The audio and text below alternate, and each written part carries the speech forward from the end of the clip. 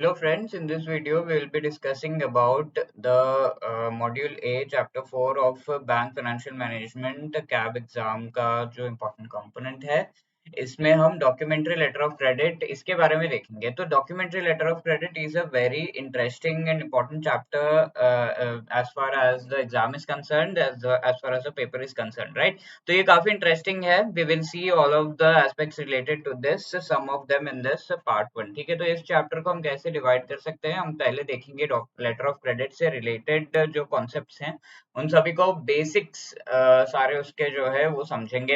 And then we will move ahead to talk about the standards जो यहाँ पर involve है।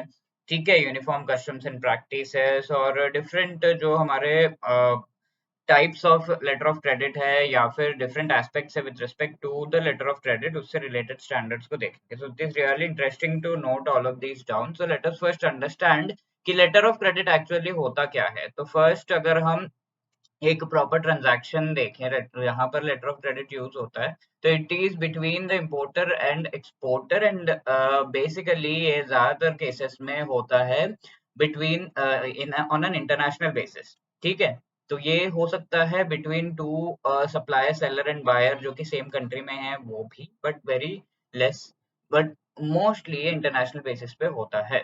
ठीक है, let's say the exporter is in India और इम्पोर्टर जो है वो यूएस में है।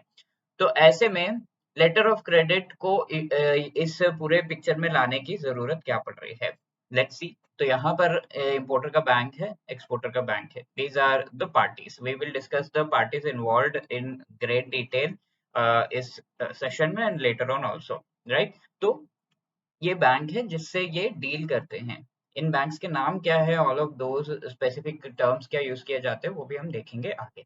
तो यहाँ पर लेटर ऑफ क्रेडिट को इन्वोक करने की जरूरत क्या पड़ी, तो यहाँ हो ये रहा है कि जो भी एक्सपोर्टर है इसने एक एग्रीमेंट कर ली है अपने गुड्स को भेजने के लिए टू द इम्पोर्टर, दोनों के बीच एग्रीमेंट हो गई है। बट इम्पोर्टर सेज कि I can not pay it now, right, I can not pay it now but later on मैं पे कर दूंगा। बट एक्सपोर्टर को इसका विश्वास कैसे होगा कि हाँ लेटर ऑन पे करेगा? अगर नहीं पे किया, डिफॉल्ट कर दिया, तो ऐसे में क्या सिक्योरिटी है एक्सपोर्टर के पास गुड्स को सेंड करने के लिए? तो ही asks his own bank, importer का जो बैंक है जिसे इश्यूअर बैंक भी कहा जाता है, इंपोर्टर बिकम्स द इश्यूअर और ये बैंक जो है इश्यूअर बैंक कहा जाता है। तो ये बैंक को कहता है कि आप एक लेटर ऑफ क्रेडिट इश्यू कर दो। It is like a bank guarantee कि हाँ भाई अगर इंपोर्टर जो है डिफॉल्ट करता है, आप गुड्स भेज दो, और इंपोर्टर अगर ये पैसा आपको ड्यू डेट पे लौटाता नहीं है, तब we will send the money, bank will bear it, bank जो है ये पैसे भेजेगा आपको। ठीक है, एंड बैंक ये सारी चीजें करता है through the bank of the exporter. तो इससे रिलेटेड एक्सपोर्टर को भी सलाह लेनी होगी ना। तो exporter takes the advice from his own bank, अपना खुद का जो कंट्री में बैंक है उससे एडवाइस लेता है। लेट्स से एसबीआई से एडवाइस ले रहा है, तो that bank becomes the advising bank. ठीक है, एंड ये एडवाइजिंग बैंक एक्चुअली एक्सपोर्टर जो भी बिल्स एंड ऑल देता है उन्हें चेक करने का काम भी करता है। सो ये क्या कह रहे हैं, ये जो इम्पोर्टर बैंक है ये कह रहा है कि we will issue the letter of credit, please check the documents. Exporter bank को कहता है, तो एक्सपोर्टर बैंक कहता है okay will check the documents, and ये एक्सपोर्टर कहता है ओके बिल्स एंड डॉक्यूमेंट्स में इशू कर देता हूँ। और जो सेंड किया गया है उससे रिलेटेड बिल्स एंड डॉक्यूमेंट्स देने होते हैं to the advising bank, and ये चेक किए जाते, कंफर्म किए जाते हैं। Some of them must send to the importer bank. सारा प्रोसेस हम देखेंगे आगे डिटेल में, बट नाउ बेसिक अंडरस्टैंडिंग कि इस तरीके से ये लेटर ऑफ क्रेडिट जो इशू किया जाता है ये इशूइंग बैंक के द्वारा इशू किया जाता है। एंड इंटरनेशनल ट्रांजैक्शंस में जो बायर है, mostly importer in the other country, उसके उसको जो है एक तरीके से एक बैकिंग दिया जाता है by this particular importer's bank. Okay, तो ये importer bank is also called as the issuing bank because it is issuing the letter of credit. और एक्सपोर्टर बैंक को हम एडवाइसिंग बैंक भी कहते हैं बिकॉज ये एडवाइस कर रहा है। अब यहाँ पर कई बार जो डॉक्यूमेंट्स आए हैं, जो प्रपोजल आया है, उनको एक ये इम्पोर्टर बैंक किसी और बैंक को, लेट्स से ये एक लेस नोन बैंक है और ये किसी और बैंक ऑफ अमेरिका, न्यूयॉर्क में कोई बैंक है, उस बैंक को कह रहा है कि आप प्लीज इस पर्टिकुलर ट्रांजैक्शन को कंफर्म कर दो। तो that is called the confirming bank, जिसका कंफर्मेशन और भी ज्यादा दमदार है। इंडिया में let's say if something is being said by the normal new banks, Bandhan bank या फिर ऐसे कोई बैंक, तो वो उतना ज्यादा जो है इम्पोर्टेंस नहीं होगा। बट अगर एसबीआई ने कुछ कोई चीज को कंफर्म कर दिया, कोई चीज को जो है बैक कर दिया, तो that will be much more, जो है और भी ज्यादा उसे बैकिंग मिल रही है। तो इस तरीके से एक और बैंक को कहता है जिसका कंफर्मेशन और भी ज्यादा वेटेज होता है। इसी तरीके से कई बार ये जो है इस डॉक्यूमेंट्स को रिसीव करना और उस से रिलेटेड मनी ट्रांजैक्शंस करना, ये सारा कुछ जो है सही से ही इम्पोर्टर बैंक नहीं कर पाता। तो ये एक बैंक को जो है नेगोशिएट करने के लिए कहता है। Negotiation means take the documents and ये डॉक्यूमेंट्स को पास करना टू द इम्पोर्टर, एंड ये इम्पोर्टर जो कस्टम्स है, जो गुड्स यहाँ से यहाँ आए होंगे, तो कस्टम्स को ये डॉक्यूमेंट दिखाकर वो गुड्स रिलीज करवाता है। तो नेगोशिएट इस तरीके से किया जाता है, नेगोशिएटिंग बैंक हो गया, राइट। इसी तरीके से जो इम्पोर्टर है, इशूइंग बैंक है, इसके साइड पे कई सारे बैंक्स होते हैं। तो some of them we have seen and बाकी को हम डिस्कस करेंगे। तो दिस, तो what is this letter of credit? Is a link between buyers and sellers. और ये जो लिंक है between the buyers and sellers, ये एक तरीके का इर्रिवोकेबल अंडरटेकिंग होता है। इसे रिवोक नहीं किया जा सकता बीच में कि हाँ ये जो है इस तरीके से बीच में हम इसे एंड कर दे रहे, नहीं किया जा सकता। इंपोर्टर ने कहा है और इंपोर्टर का बैंक, इशूइंग बैंक ने ये रिस्पॉन्सिबिलिटी ली है, तो it has to pay to the advising bank, and exporter को ये पैसे जाते ही जाते हैं। तो दैट पार्टीज जो इन्वॉल्व है, we have seen buyer importer जो है ये एलसी को ओपन करता है, सेलर और एक्सपोर्टर है यहाँ पर, जो कि बेनिफिशियरी इसे कहा जाता है कई बार, बिकॉज मनी जो है वो एक्चुअली रिसीव किया जाता है बाय द सेलर या एक्सपोर्टर। ओपनिंग बैंक को बायर्स बैंक कहा जाता है या फिर इशूइंग बैंक भी कहा जाता है, क्योंकि ये इश्यू करता है लेटर ऑफ क्रेडिट को। Then there is advising bank, जो कि सेलर का बैंक होता है और ये एलसी का एजेंट के रूप में और उसे ऑथेंटिकेट करने के लिए ये हेल्प करता है। देन मैंने कंफर्मिंग बैंक के लिए आपको बताया, जो पे करता है for the opening bank, and ये एक्चुअली जो ट्रांजैक्शन उसे कंफर्म करता है, being having more weightage in comparison to the issuing bank, उसकी बात का वेटेज ज्यादा है। नेगोशिएटिंग या नॉमिनेटेड बैंक, ये एक बैंक को नॉमिनेट किया जाता है बाय द इशूइंग बैंक कि भाई ये जो ट्रांजैक्शन इसे नेगोशिएट करो और इससे रिलेटेड चीजों को कंफर्म करो, फाइनलाइज करो। Then there is some bank जिसे रीइंबर्सिंग बैंक भी कहा जाता है। कई बार ये नेगोशिएटिंग बैंक उस पर्टिकुलर ट्रांजैक्शन को तो कंफर्म कर देता है, नेगोशिएट कर लेता है, लेकिन पेमेंट जो है वो सही टाइम पर नहीं दे पाता। तो ये रीइंबर्सिंग बैंक, नेगोशिएटिंग बैंक या फिर इशूइंग बैंक को जो पैसे हैं वो पेमेंट कर देता है, and issuing bank is going to pay the money to the exporter bank, and ये मनी एक्सपोर्टर को जाता है। तो इस तरीके से, ठीक है, ये सारी चीजें होती हैं। And in most of the cases ये तीनों जो बैंक्स हैं, ये तीनों बैंक सेम हो सकते हैं या फिर ये तीनों बैंक्स इंक्लूडेड हो सकते हैं। इशूइंग बैंक, ये तीनों एक्टिविटीज इशूइंग बैंक के द्वारा ही किए जा सकते हैं। Now what are the various types of letter of credit? सबसे पहले रिवोकेबल, ऐसा लेटर ऑफ क्रेडिट जो कि रिवोक किया जा सकता है बीच में without the consent of other party, आप इसे अमेंड या कैंसिल कर सकते हो। So that is called a revocable letter of credit. समझ में आ रहा है इजीली? डॉक्यूमेंट्स ये रिवोक कब किया जा सकता है? Before documents are being taken up. Negotiating bank यानी कि ये यहाँ से यहाँ डॉक्यूमेंट आ चुके हैं, यहाँ से यहाँ जो है डॉक्यूमेंट नेगोशिएटिंग बैंक के पास आने से पहले, बिफोर दिस थिंग हैपेंस, आप इसे रिवोक कर सकते हो। जो इम्पोर्टर है, एक्सपोर्टर है, इसे रिवोक किया जा सकता है फ्रॉम द इधर साइड। बट ये जब इशूइंग बैंक के पास आ जाता है डॉक्यूमेंट्स, तो सारा कंपनसेशन जो है, अगर इम्पोर्टर ने मना कर दिया इस चीज से रिलेटेड, तो कंपनसेट करना पड़ेगा इशूइंग बैंक को ही। ये डॉक्यूमेंट्स दे दिए गए हैं तो पेमेंट इशूइंग बैंक को कर देना होगा। वो किस तरीके से इम्पोर्टर से वसूलेगी, that is other thing. Irrevocable, जहां पर कमिटमेंट किया जाता है एंड वो कैंसिल नहीं किया जा सकता। तो सारे के सारे एलसीज जो इशू किए जाते हैं, हमारा जो स्टैंडर्ड है जिसे हम UCP, and the latest version is called the 600, ठीक है। तो there are numbers attached to the versions, isn't it? Like iPhone है 15, 14, all of the higher number है, that is the latest version। तो इसी तरीके से UCP is the standard uniform customs and practices, जो LCs letter of credit से related है। सारे LCs अगर उसमें स्पेसिफिकली मेंशन नहीं है, it is irrevocable kind of letter of credit only, revocable नहीं हो सकता। अब इरिवोकेबल कंफर्म्ड एलसी क्या है? जो कंफर्म्ड बैंक जहां पर इंक्लूडेड होता है, confirmed by a bank other than the issuing bank, तो उससे हम कहते हैं इररिवोकेबल कंफर्म्ड एलसी।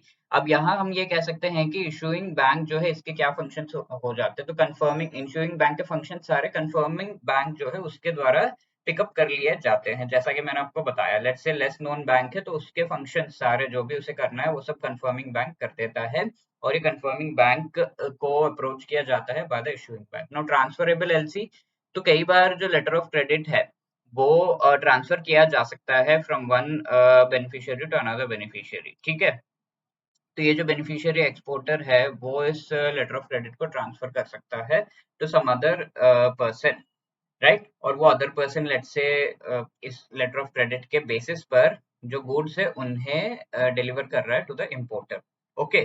तो उस अदर पर्सन को, इस पर्सन को हम सेकंड बेनिफिशियरी कहते हैं, राइट। तो ये जो ट्रांसफर किया जा रहा है ये दो तीन लोगों में from the initial person split किया जा सकता है, वो सारे ही सेकंड बेनिफिशियरी कहलाएंगे। बट अब ये जो सेकंड बेनिफिशियरीज बने हैं ये किसी और को लेटर ऑफ क्रेडिट ट्रांसफर नहीं कर सकते, थर्ड बेनिफिशियरी को नहीं कर सकते, ओके। तो there is another kind of letter of credit, actually ये क्लॉज है जो नॉर्मल लेटर ऑफ क्रेडिट्स में इंक्लूड किया जाता है, इसे red clause letter of credit कहा जाता है।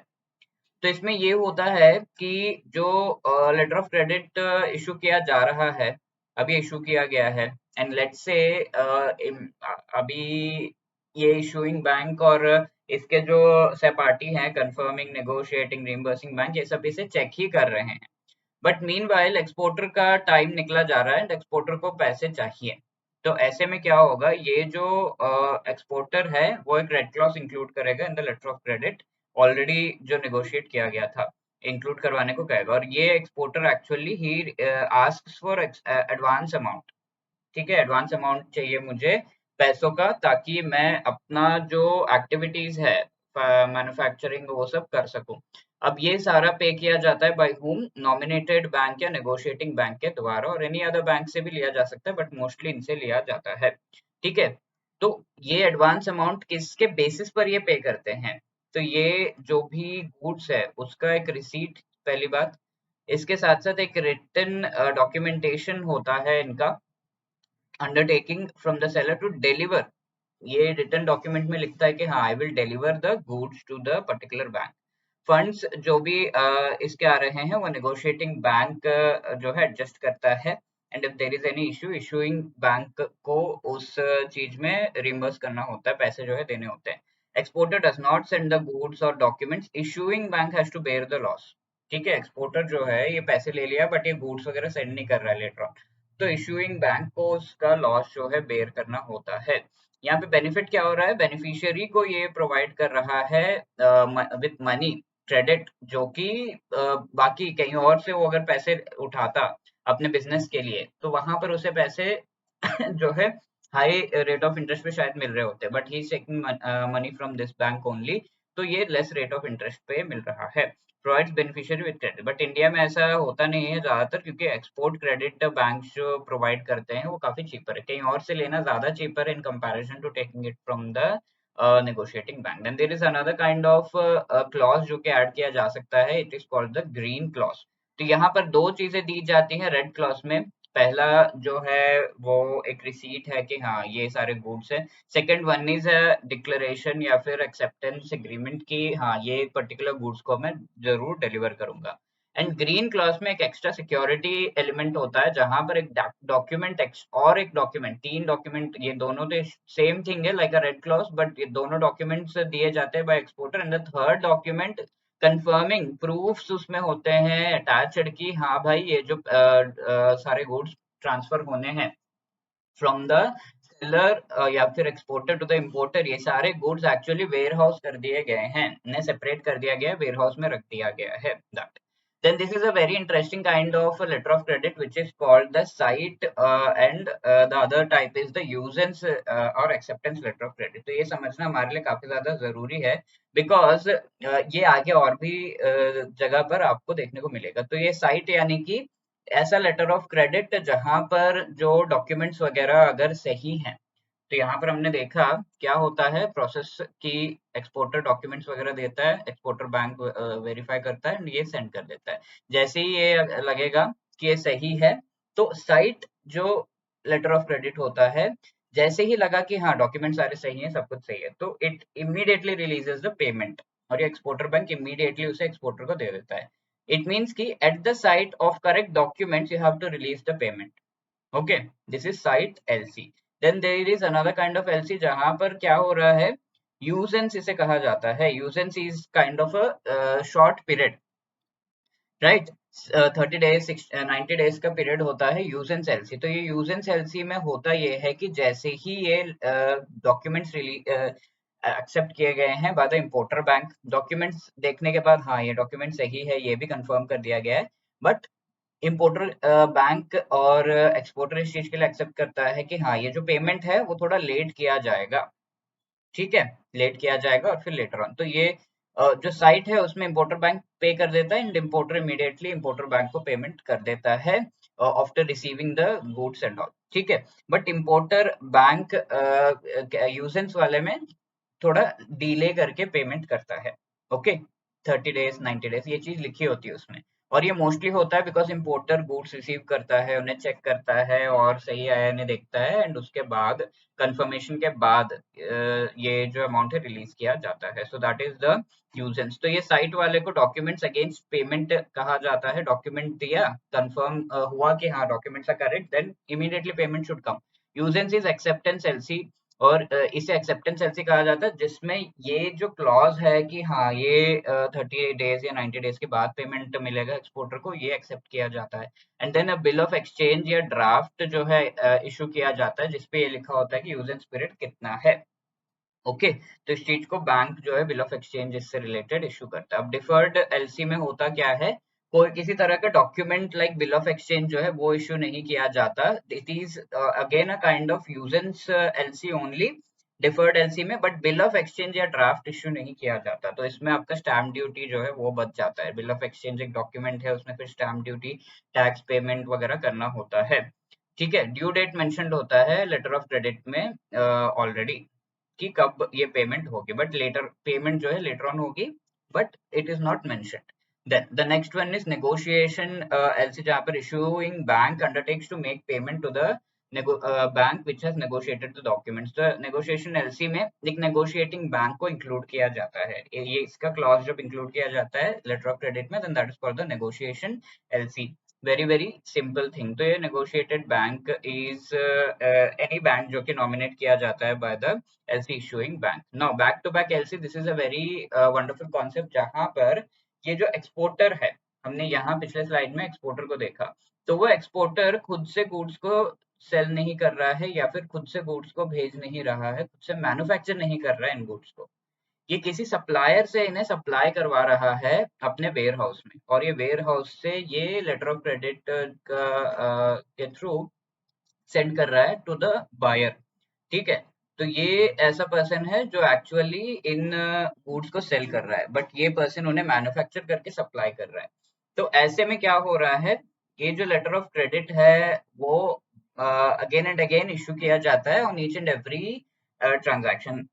तो उसे back to back letter of credit कहा जाता है। ये सप्लायर जो है जितनी बार बार सप्लायर से ये सारे कंसाइनमेंट और सारा का सारा जो मटेरियल है वो लिया जाता है, and each time letter of credit is issued. तो back to back LC local supplier के होने पर, और ये जो back to back LC issue किया जाता है, this is issued on the basis of the main letter of credit जो between the exporter and importer किया गया है। तो इनके बीच एक लेटर ऑफ क्रेडिट अगेन होता है, एंड वो बैक टू बैक एलसी कहलाता है।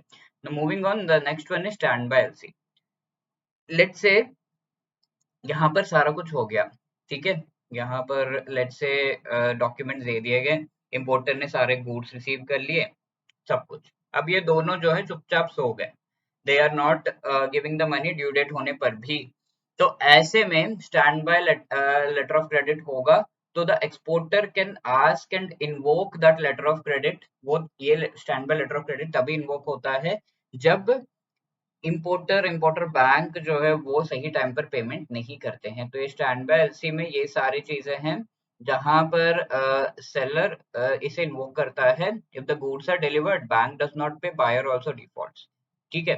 तो ये एक special kind of letter of credit है, सो इससे रिलेटेड स्टैंडर्ड आपको स्टैंडर्ड्स दिए गए हैं in the UCP DC. What is UCP? This is the standard UCP जिसे हम uniform customs and practices for DC is a documentary credit, ठीक है, जिसे लेटर ऑफ क्रेडिट भी कहा जाता है। तो इसे इशू किया जाता है। और इंटरनेशनल स्टैंड बाय प्रैक्टिसेस करके एक और स्पेसिफिक स्टैंडर्ड है फॉर स्टैंड बाय एलसी, इसे इसके थ्रू भी ये जो है स्टैंड बाय एलसी को इशू किया जा सकता है। Now revolving LC, same LC को अगेन एंड अगेन यूज किया जाता है, बार बार न्यू लेटर ऑफ क्रेडिट को यूज करने की जरूरत नहीं। लेट्स से ये एवरी ईयर एवरी मंथ जो है ट्रांजैक्शन हो रहा है बिटवीन इंपोर्टर एंड एक्सपोर्टर, तो रिवॉल्विंग एलसी वो इशू कर देते हैं। तो that okay, I hope you enjoyed the session. Let's answer this question. If the guarantee payment is not provided, the seller can invoke the bank's obligation to pay by submitting dash letter of credit. Okay, which kind of letter of credit? Revocable, irrevocable, standby, or deferred. So the correct answer here is standby LC. Which among the following statement is or correct with respect to the deferred letter of credit? It is similar to usance LC acceptance LC. Yes, absolutely correct. Deferred होता है, future में payment आएगा.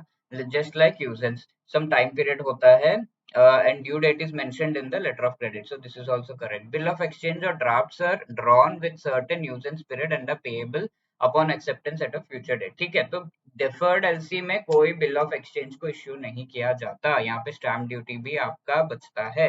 So the second statement is not correct. So the correct answer here is 1 and 3 only. We have already discussed letter of credit का meaning क्या होता है, इसके types हम देख चुके हैं, standby letter of credit क्या होता है हम देख चुके हैं। So let us see the operation of letter of credit in detail. ठीक है, किस तरीके से ये LC जो है वो function करता है, कैसे ऑपरेट किया जाता है, that we will see. First of all considering the export letter of credit, यानी कि हम कंसिडर कर रहे हैं कि जो इंडियन एंटिटी है दैट इज एन एक्सपोर्टर, तो ऐसे केस में किस तरीके से लेटर ऑफ क्रेडिट को इश्यू किया जाता है। Although the process is same but perspective जो है वो थोड़ा सा डिफरेंट है, एंड एक छोटे मोटे डिफरेंसेस यहाँ पर आपको देखने को मिलेंगे between export and import letter of credit. So let us see. So ये पूरा प्रोसेस आपको हमारे अपना जो बुक है उसमें काफी अच्छे से डिस्क्राइब किया गया है थ्रू दिस वंडरफुल इमेज। तो this is very informative and nice flow chart. तो यहाँ पर आप देख सकते हो जो एक्सपोर्टर है वो इंडियन है, ठीक है। तो this exporter can be taking supplies, खुद मैन्युफैक्चर नहीं करके किसी से सप्लाई ले रहे होंगे, दैट कुड आल्सो हैपन। सो यहाँ पर ये सप्लाईज लेकर द एक्सपोर्टर इज एक्सपोर्टिंग। सबसे पहली चीज, first thing in the entire process flow is that the order is placed by the overseas buyer. जो भी बायर है वो ऑर्डर प्लेस करता है एक्सपोर्टर के साथ, तो ये ऑर्डर एक्सेप्ट किया जाता है एंड कंफर्मेशन भेजी जाती है टू द ओवरसीज बायर कि हाँ ये जो ऑर्डर है कंफर्म हो गया आपका। तो the overseas buyer will what will he do, ये प्रोसेस हम देख चुके हैं पिछले सेशन में। सो द डिटेल्स जो इसमें इन्वॉल्व है वो हम देख रहे हैं अभी। तो एप्लीकेशन भेज देता है कि लेटर ऑफ क्रेडिट इशू किया जाना है अपने खुद के बैंक के पास, ठीक है। ओवरसीज बायर का जो भी बैंक है यूएस में, तो उस बैंक को ये भेज देता है कि हाँ मुझे ये चीजें चाहिए, लेटर ऑफ क्रेडिट चाहिए, एंड उसके टर्म्स इस तरीके से इफ यू कैन इश्यू, ये चीज भेजी जाती है, ठीक है। तो ये जो यूएस में बैंक है that bank is called the issuing bank right now, because ये एलसी को इश्यू करेगा, राइट। ये जो एप्लीकेशन रिसीव की गई है इस एप्लीकेशन को स्क्रूटिनाइज किया जाता है for that the buyers bank is satisfied कि इस जो लाइन ऑफ बिजनेस है जो ओवरसीज इस बायर के द्वारा किया जा रहा है, और जो प्रोडक्ट्स ये इंपोर्ट कर रहे हैं वो ऐसी चीज के लिए तो नहीं है जो कि यूएस में एक्चुअली प्रोहिबिटेड है, राइट। तो उस चीज को कंफर्म करना है एंड ये line of business proper legal हो। इसके साथ साथ ट्रैक रिकॉर्ड इस पर्टिकुलर बायर का किस तरीके का है वो चेक किया जाता है। तीसरी चीज क्रेडिट वर्दीनेस क्या है, ये बहुत ही ज्यादा इंपॉर्टेंट है चेक करना क्रेडिट स्कोर वगैरह के थ्रू इस बायर का जो क्रेडिट वर्दीनेस है, क्योंकि ओवरसीज बायर इशूइंग बैंक हमेशा मोस्ट ऑफ द थिंग्स में अगर कुछ बायर के द्वारा डिफॉल्ट किया जाता है इन द पेमेंट, क्योंकि buyer has to make the payment और एलसी इसीलिए इशू किया जा रहा है कि पेमेंट बाद में हो सके, बट बायर की तरफ से overseas bank is going to make the payment. हर तरह का जो है ट्रांजैक्शन सारे गारंटीज वगैरह लेना ओवरसीज बैंक करेगा, तो इस वजह से बायर की क्रेडिट वर्दीनेस चेक करना बहुत ज्यादा जरूरी है। तो इन तीन चीजों को कंफर्म करके देन द ओवरसीज जो बैंक का बायर बायर का बैंक है जिसे इशूइंग बैंक अब से हम बुलाएंगे, तो ये इशूइंग बैंक एक्चुअली इस चीज को कंफर्म करके इसका इंफॉर्मेशन भेज देता है एक्सपोर्टर के बैंक को, ठीक है। तो ये एक इरिवोकेबल एलसी ट्रांसमिशन करता है through the Swift messaging system. तो हम ऑलरेडी डिस्कस कर चुके हैं कि स्विफ्ट के थ्रू मैसेजेस भेजे जाते हैं एंड लेटर ऑफ क्रेडिट को ट्रांसमिट किया जाता है थ्रू स्विफ्ट। और इसका आपको मैसेजिंग रिलेटेड जो कोड है वो कोड यहाँ पे दिया हुआ है, स्विफ्ट एमटी 700, ठीक है। तो SWIFT MT 700 is the code for irrevocable LC transmission. Okay, इस पर्टिकुलर मैसेज और इस पर्टिकुलर इंफॉर्मेशन के ट्रांसमिशन के कोड को यहाँ पर दे दिया गया है। I hope that is very clear. तो ये चीज आप याद रख सकते हो, पूछा जा सकता है इन द एग्जाम। ना ये एलसी को भेज दिया गया है। देन द एक्सपोर्टर का जो बैंक है इसे एडवाइजिंग बैंक कहा जाता है। ओके, एडवाइजिंग बैंक कहा जाता है। तो ऐसे में एक्सपोर्टर का जो बैंक है that will be advising, LC related advising वगैरह जो है दी जाती है। तो यहाँ पर आप देख सकते हो जो ओवरसीज बैंक है, ये एक इशूइंग बैंक इसने कंफर्म कर दिया इस चीज को, but there can be certain condition जहां पर ये एक कंफर्मिंग बैंक को इंक्लूड करेगा यहाँ पर जो एलसी को कंफर्म करेगा।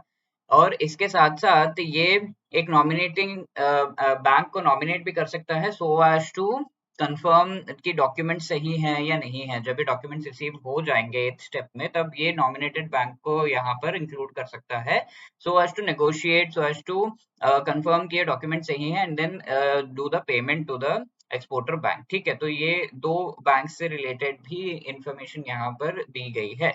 तो एलसी एडवाइस करता है कि हाँ ये चीज सही है, ये एलसी इशू किया गया है, you can start sending the goods because आपकी गारंटी जो है ओवरसीज बैंक ने ले ली है और I am also taking the confirmation, giving the confirmation कि हाँ ये चीज सही है।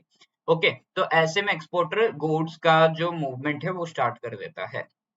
एक्सपोर्टर के पास इंपोर्ट एक्सपोर्ट कोड जो है होता है या फिर ऑथराइज्ड डीलर का कोड होता है। इस कोड को यूज करके ये एक शिपिंग बिल जनरेट करता है और उसे अपलोड करता है आरबीआई के जो ईडीपीएमएस का जो इनका वेबसाइट है या फिर प्लेटफॉर्म है।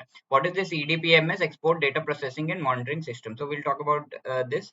बट ये जो ईडीपीएमएस है इसमें ये पूरी इंफॉर्मेशन डाल दी जाती है कि ये एक्सपोर्ट हो रहा है एंड साथ के साथ ये गुड्स को शिप कर देता है with the help of the customs, ठीक है, जो इंडियन कस्टम्स है। एंड ये ओवरसीज कस्टम्स के पास पहुंच जाते हैं गुड्स जितना भी टाइमिंग दिया गया है उस टाइमिंग के अंदर। देन ये एक्सपोर्टर इसके साथ साथ ये इसने सारे जो चीजें हैं वो भेज दिए हैं, गुड्स भेज दिए हैं, तो इसे कुछ डॉक्यूमेंट्स को प्रेजेंट करना होता है। This documents can be bill of exchange, bill of lading, इस तरीके के हैं। What are the documents we will see आगे के जो सेशन है उसमें। तो ये डॉक्यूमेंट्स प्रेजेंट करता है टू द एक्सपोर्टर बैंक। अब ये एक्सपोर्टर बैंक इन डॉक्यूमेंट्स को सबमिट करता है टू द इम्पोर्टर बैंक, ठीक है। तो यहाँ पर ये डॉक्यूमेंट के कॉपीज ओवरसीज बायर को भी submit to the overseas customs को सबमिट करता है। Okay, not the buyer, customs को सबमिट करता है ताकि जब ये डॉक्यूमेंट्स रिसीव हो जाएंगे, यहाँ से आप देख रहे हो डॉक्यूमेंट सबमिट किए गए हैं to the overseas bank.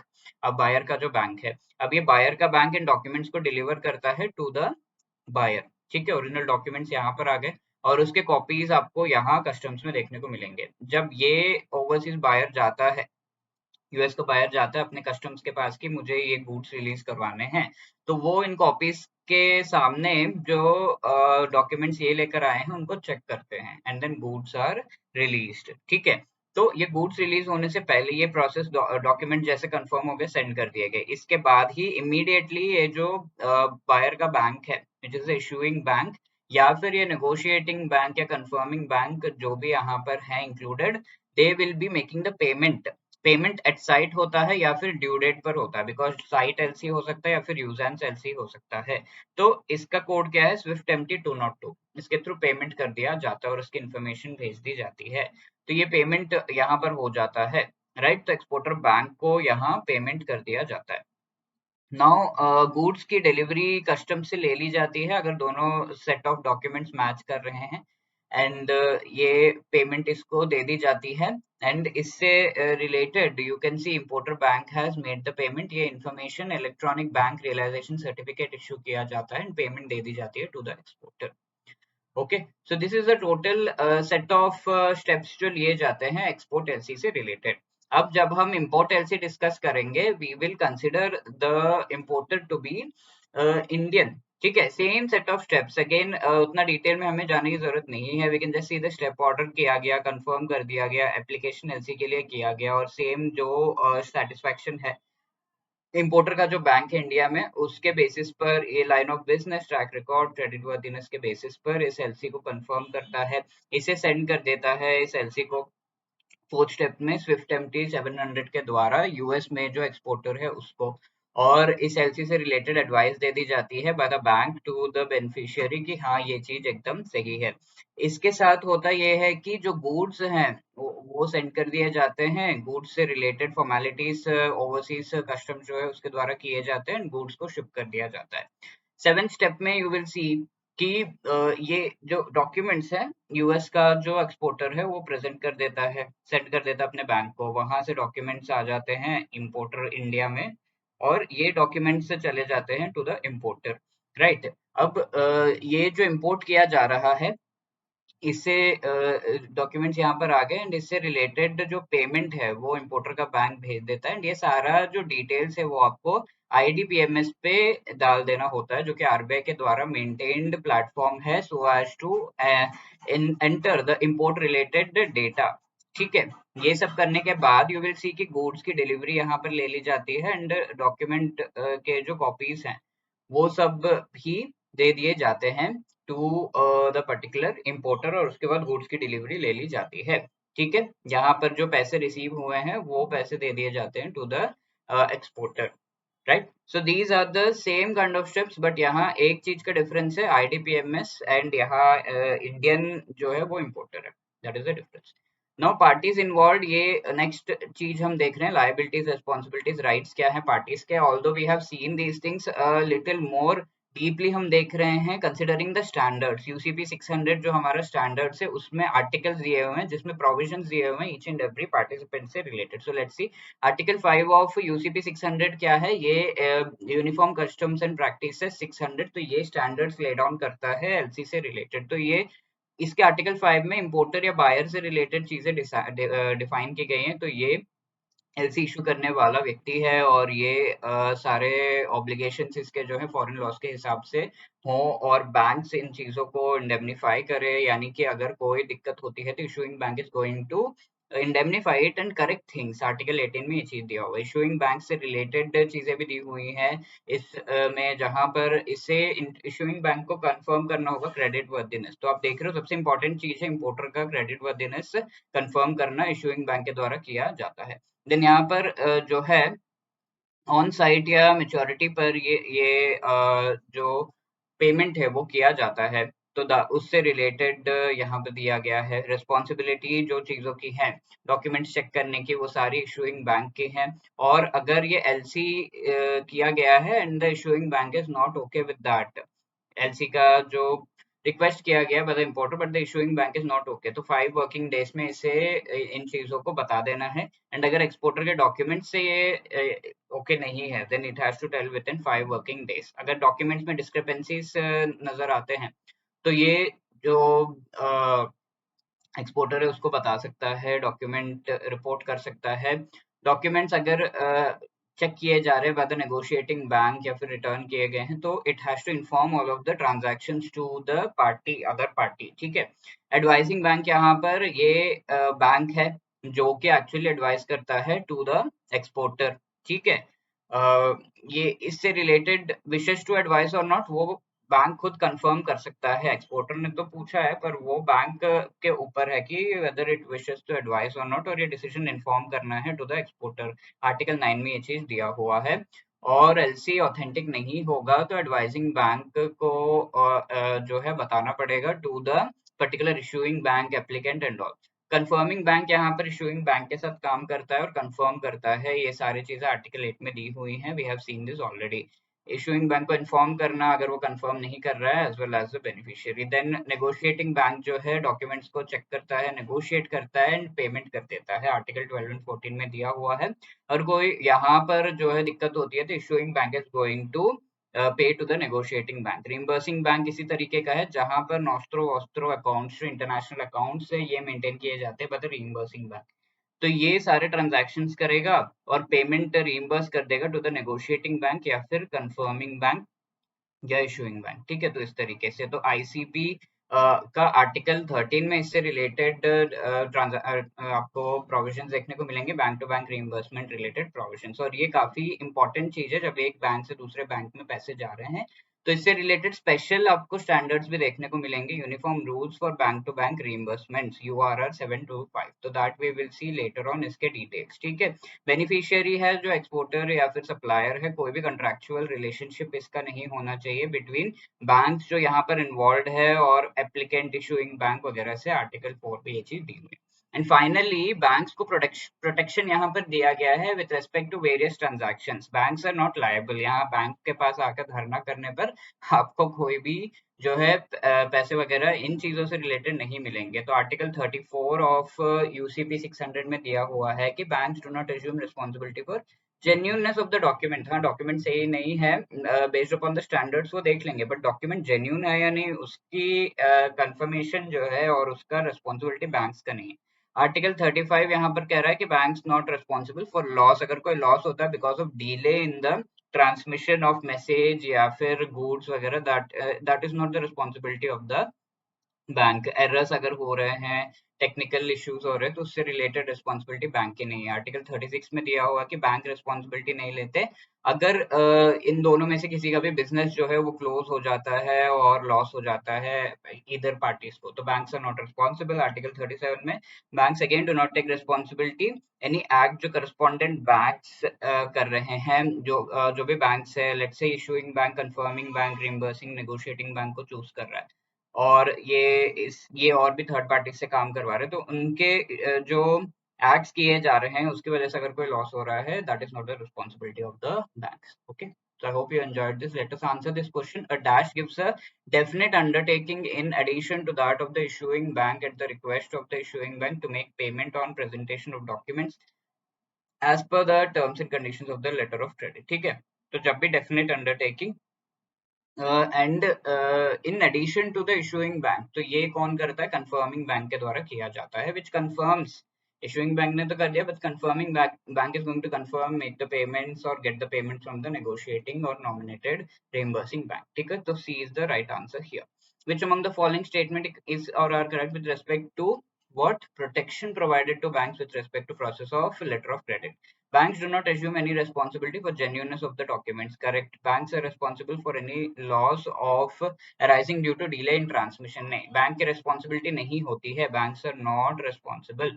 Banks do not take responsible for any loss due to closure of the business due to acts of God. Yes, this is also correct. So 1 and 3 only is correct. So same. And we have discussed a lot of things related to the letter of credit. ठीक है, तो इसमें हम already यहाँ तक देख चुके हैं कि what are the rights and responsibilities of the various part की, इस मीनिंग क्या है, टाइप्स क्या है, ऑपरेशन कैसे होता है इसका। ठीक है, तो the fifth part that is documents involve and the risk involve, इन चीजों को हम देखेंगे and in the next session will be talking about the standards. ठीक है, तो यहाँ डॉक्यूमेंट्स देख लेते हैं क्या क्या इन्वॉल्व है इस पूरे प्रोसेस में। तो सबसे पहला डॉक्यूमेंट है बिल ऑफ एक्सचेंज। ये बिल ऑफ एक्सचेंज एक तरीके का we can say kind of invoice type का ही है, बट ये इशू किया जाता है बेनिफिशियरी या एक्सपोर्टर के द्वारा। Currency of bill of exchange का करेंसी सेम करेंसी में इशू किया जाता है जो कि लेटर ऑफ क्रेडिट का करेंसी है, और ये इशूइंग बैंक के नेम पर इशू किया जाता है। इसमें डिटेल्स होते हैं कि पेमेंट जो भी आ रही है फ्रॉम द इम्पोर्टर, तो वो पेमेंट जैसे ही आ जाए ऑन साइट तो वो इमीडिएटली एक्सपोर्टर को दे दिया जाए, या फिर ड्यू डेट पर, जैसे यूजेंस लेटर ऑफ क्रेडिट है तो ड्यू डेट पर दे दिया जाए टू द एक्सपोर्टर। ठीक है, और उससे रिलेटेड डिटेल्स होते हैं कि क्या क्या उसमें सारे गुड्स हैं। इनवॉइस में अगेन इनवॉइस इसमें मेनली गुड्स, उसकी क्वालिटी, वैल्यू, वेट के डिस्क्रिप्टिव डिटेल्स होते हैं। ठीक है, इनवॉइस में आपका इनवॉइस नंबर होना चाहिए और इशूइंग बैंक नेम होना चाहिए। ये अगेन एक्सपोर्टर या बेनिफिशियरी के द्वारा इशू किया जाता है। एलसी का जो भी वैल्यू है उतना तक ही आपको इनवॉइस इशू करना है। ठीक है, ऑब्वियसली एलसी में इनवॉइस के हिसाब से ही वैल्यू एंटर किया जाएगा and this should match, that is the thing. ठीक है, अब ये इशू जैसे ही किया जाता है, ये इशू किया जाता है in the name of the applicant यानी कि इम्पोर्टर, राइट। और इसमें डिटेल्स हम देख चुके हैं क्या होते हैं। Then there is bill of lading, ये एक ट्रांसपोर्ट डॉक्यूमेंट है एसेंशियली।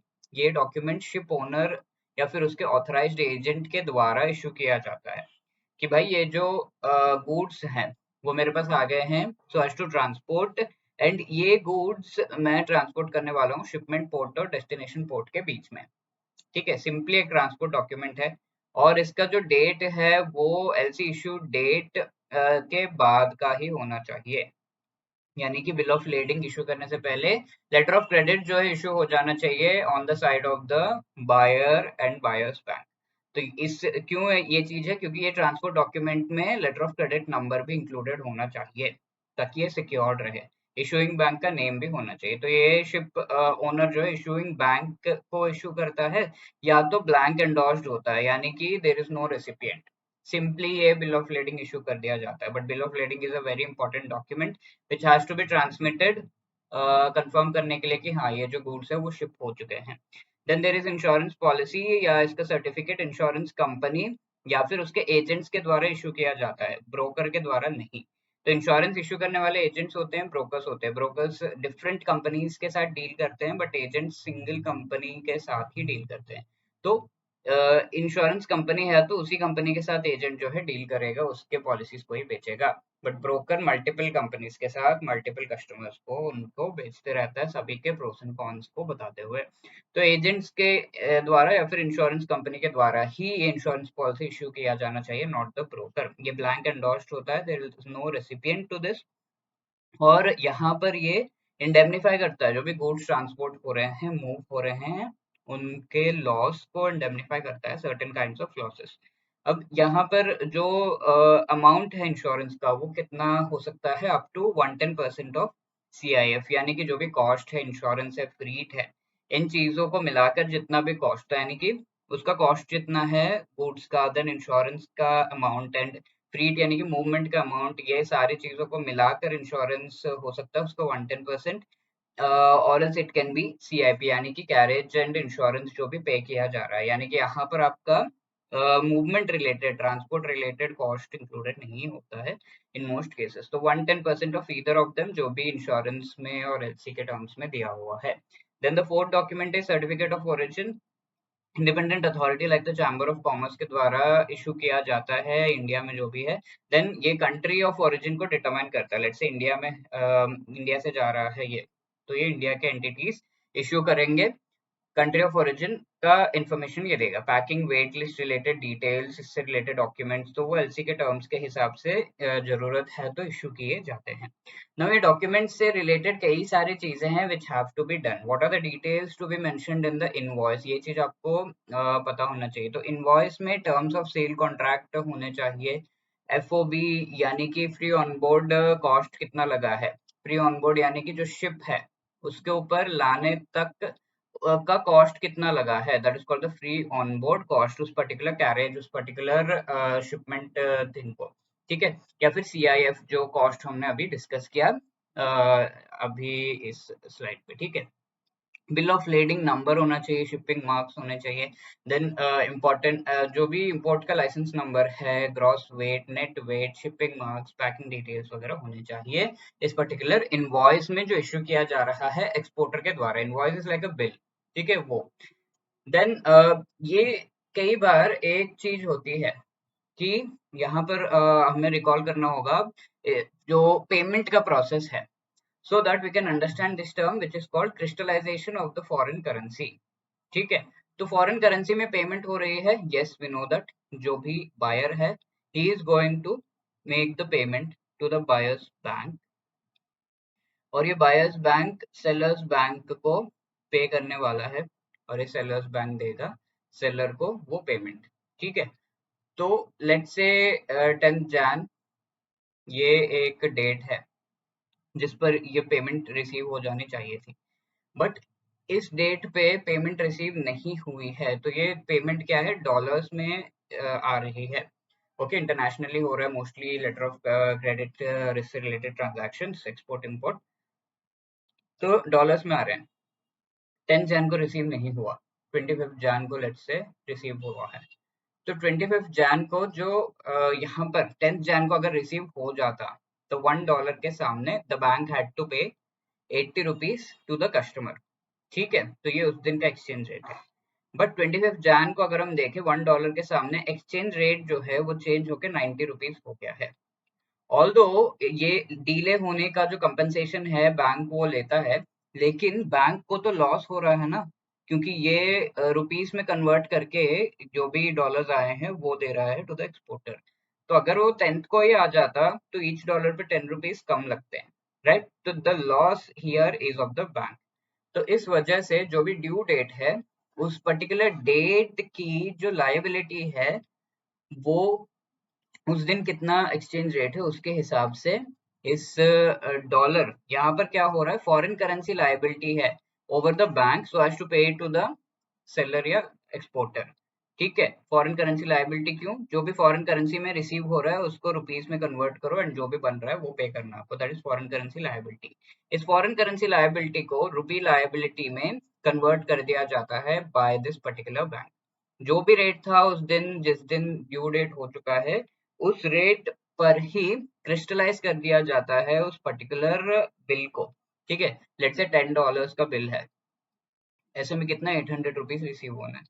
तो यहाँ पर ये बैंक पहले ये कह रहा था कि $10 की पेमेंट आपको आएगी, I will convert and give you till the due date. But due date के बाद ये कहेगा कि नहीं, आपको 800 की पेमेंट आएगी बस। ठीक है, तो रुपी लायबिलिटी में कन्वर्ट कर दिया जाता है and this is a large complicated process. इसके डिटेल्स में नहीं जाएंगे but we will understand what is this.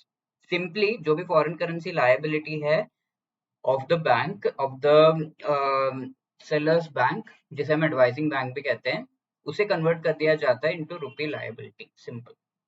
ठीक है, और ये मोस्टली सेलर्स बैंक या इशूइंग बैंक के द्वारा भी किया जाता है। Issuing bank holds documents till number of days as per the policies, then foreign currency liability को रुपी लायबिलिटी में कन्वर्ट कर दिया जाता है, क्रिस्टलाइज कर दिया जाता है ड्यू डेट पे इस पर्टिकुलर लायबिलिटी को। I hope that is very clear. Moving on to the next process, यहाँ पर काफी चीजों पर फॉलो अप किया जाना जरूरी होता है, क्योंकि इस प्रोसेस में हमने देखा कि पेमेंट जो है वो बायर से आ रहे हैं एंड ये पेमेंट्स पर यू विल सी कि अगर डिफॉल्ट हो रहा है तो जो इशूइंग बैंक है उसे फॉलो अप करते रहना कि हाँ बायर पेमेंट कर रहा है या नहीं। अब जो एडवाइजिंग बैंक है, बायर्स बैंक से पेमेंट आ रही है या नहीं, ये सारे फॉलो अप्स जो है करने होते हैं। इसके साथ साथ आईडीपीएमएस के ऊपर जो एंट्रीज किए गए हैं या ईडीपीएमएस के ऊपर जो एंट्रीज किए गए, तो आईडीपीएमएस ईडीपीएमएस आर द एक्सपोर्ट या इंपोर्ट रिलेटेड कह सकते हैं platform of the reserve bank of India. तो इंडिया में ये प्लेटफॉर्म पर सारे ट्रांजैक्शन रिलेटेड टू एक्सपोर्ट या फिर इंपोर्ट वो जाते हैं। ईडीपीएमएस पे एक्सपोर्ट, आईडीपीएमएस पे इंपोर्ट के डिटेल्स जाते हैं। तो वहां पर एक एंट्री क्रिएट हो जाती है और उस एंट्री को आपको एक्चुअली क्लोज करना होता है जब ट्रांजैक्शन हो गया है। तो उसको लेट्स से एंट्री सारी ट्रांजैक्शन हो चुकी हैं बट एंट्री क्लोज नहीं की जा रही है, या फिर एंट्री क्लोज करने से रिलेटेड कुछ टर्म्स में डिफरेंस आ रहा है, तो bank has to keep eye, follow up करना है चीजों को करके उस एंट्री को क्लोज करना है, वरना आरबीआई इज गोइंग टू सी की ये चीज जो है डिले हो रही है और वो अच्छी बात नहीं है for the bank as well as the persons in parties involve. ठीक है, evidence of import by importer, यानी कि ये चीजें इंपोर्ट हो चुकी हैं, इस चीज का कंफर्मेशन जो है वो इंपोर्टर देगा और इससे related bill of entry issue किया जाता है। लेट्स से ये बायर है, वो गया कस्टम्स के पास और अपना सामान वगैरह ले लिया, तो कस्टम्स एक बिल ऑफ एंट्री दे देगा कि हाँ ये सारा सामान मैंने दे रखा है।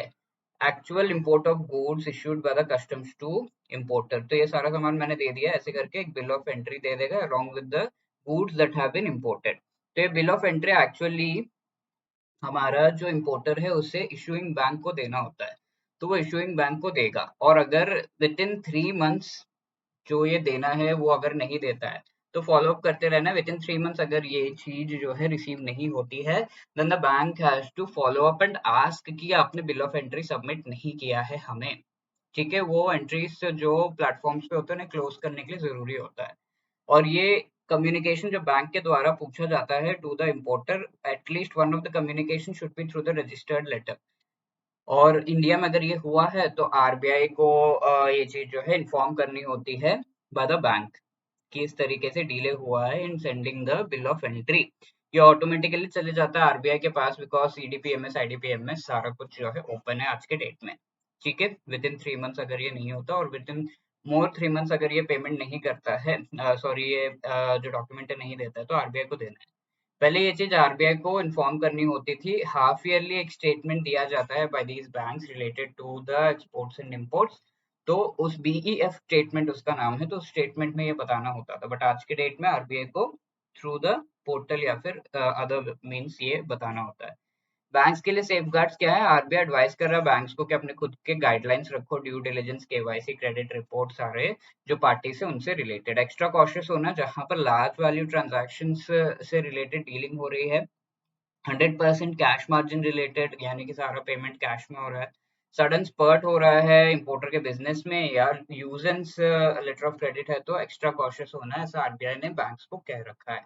अब क्या रिस्क इन्वॉल्व है यहाँ पर? लेट्स से डॉक्यूमेंट्स इशू किए गए हैं बाय द एक्सपोर्टर, बट वो एक्सेप्ट नहीं किया गया, रिजेक्ट हो गए हैं by any of the banks. Laws conflicting है दोनों कंट्रीज में, इनको यूसी पीडीसी को फॉलो नहीं किया जा रहा। एम्बार्गोस, कोई पॉलिटिकल रिस्क इश्यूज हो गए सामने वाले के कंट्री में, करेंसी रिस्ट्रिक्शंस, डिस्प्यूट्स हो गए गुड्स रिलेटेड, उसके क्वालिटी से रिलेटेड, तो all of these are the risk.